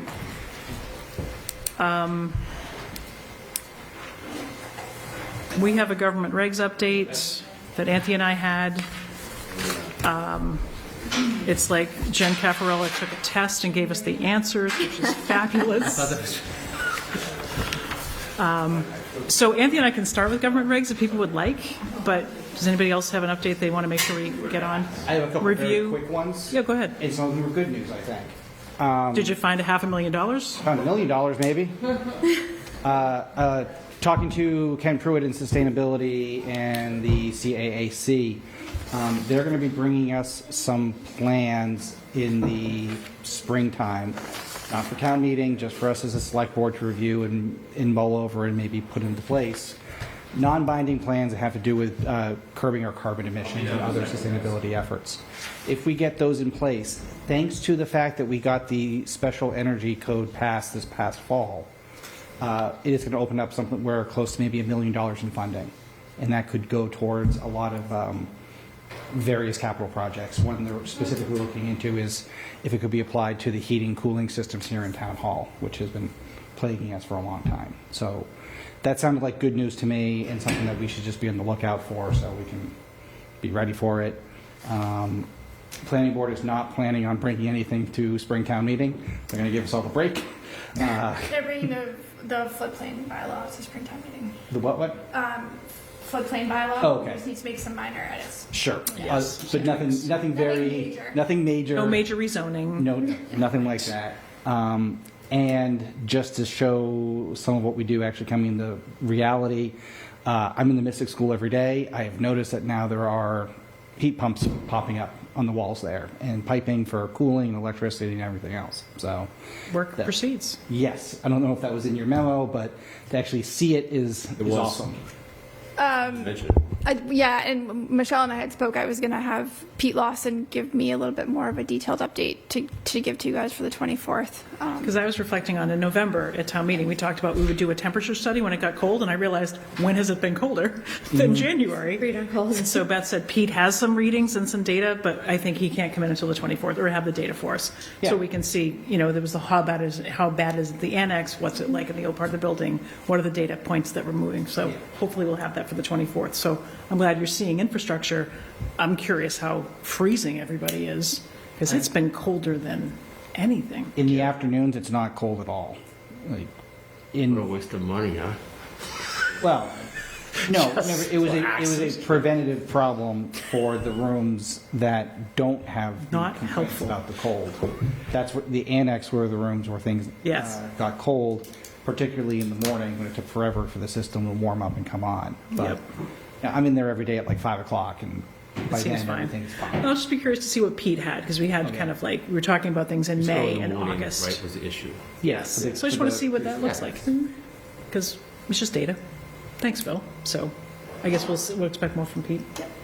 Okay. So on the sustainability thing, Beth, those two charges, are those close to getting You going might live? see something on your next agenda about that. Right. I got a question about that myself, actually, last week. Not from you, from someone else. My When can I I see the plug in? plastic on, I'm like, these things have been there for a while. It's what, a grant of location type thing, or a lease? License agreement, yep. Transformer. Oh, and finally, don't forget to get your reviews in. Yep. Hopefully by the end of the week, I think, so they can be Yes. compiled.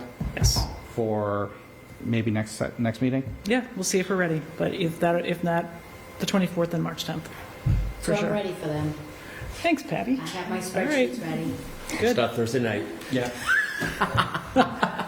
So Anthea, do you want to do governance? Yes. So we attended the government regs meeting last Tuesday, and they kind of asked our feedback on the select board section of the bylaws, which is very straightforward. There's nothing particularly spicy in there. Fruit peddling.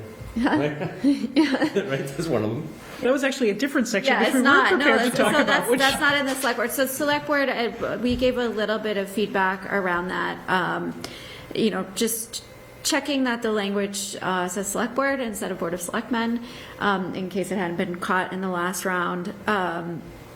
The language is in there in the town clerk's piece about when the town election is, and so raised if that was amenable to the clerk that we switch that language to say it's on Tuesday except if the board votes for it to be on Saturday, to it's on Saturday except if it's voted on Tuesday, so that minor might change. But otherwise, nothing really within the select board section that we kind of came to them with like, whoa, we read this and it's, we don't do that anymore. What you see in front of you is they said, there's a portion where we just want to confirm that these are things that are still happening. Things that seem like they may have been in the bylaws for a while based on the terminology. And it sounds like this went through Patty and Jen and primarily has been answered. That can go back to that board. So we, absolutely. So it was a good meeting. We talked about kind of having town council support of the effort. We should expect a public hearing on government regs bylaws before March 15th-ish. I don't know if we have a date certain. We would just encourage them to not pick it on the same night that we have a meeting and planning board has a meeting and somebody else has a hearing, because people can't go. So it's a work in progress. All the bylaw updates are coming in from all the various chapter authors or chapter reviewers, and they haven't been yet knit together, but we encourage them to sort of pick a date that doesn't have 2 or 3 other public meetings happening, pick a date before the warrant closes, and give the public an opportunity to actually review the changes, because it's, a strike here, a date there, $1,000 or $500, it's hard to sort of see in the aggregate if you're not sure what's being impacted. So we talked a bit about process, talked about having our town council, whether it's Jay or people in his firm, to review it, so that when it gets shared with the public. This town is full of lawyers who will probably just wordsmith and rip the drafts apart, so let's have them be tight. Even before the motion language, but even just the changes to those things, are they consistent? Do they make just logical sense? And then, the questions came up, which Anthony and I were not prepared to answer, so we said, because we actually thought our homework was a different chapter, so we said, please send it to us in writing, which they did, and I think we have answers to give back. We didn't know if we'd have to actually go back and debate, do we still want to license the sale of fruits and vegetables? The question was, are there things here that you don't want to do, or that you don't do anymore, right? It's like, it's outdated. And it seems like for most of these things, we certainly do license the farmer's market to exist. We certainly do license consignment stores. If it's a business, we would give a business license for a store. So we should review these responses, and if we have any concerns, we can talk about them now. We can talk about it in 2 weeks, but I think they'd like an answer from us.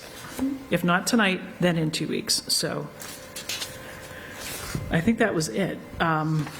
And I guess stay tuned for the product that they produce and the public hearing, because the intent is to have an article at Springtown meeting, and motion language is due like end of March, first week of April.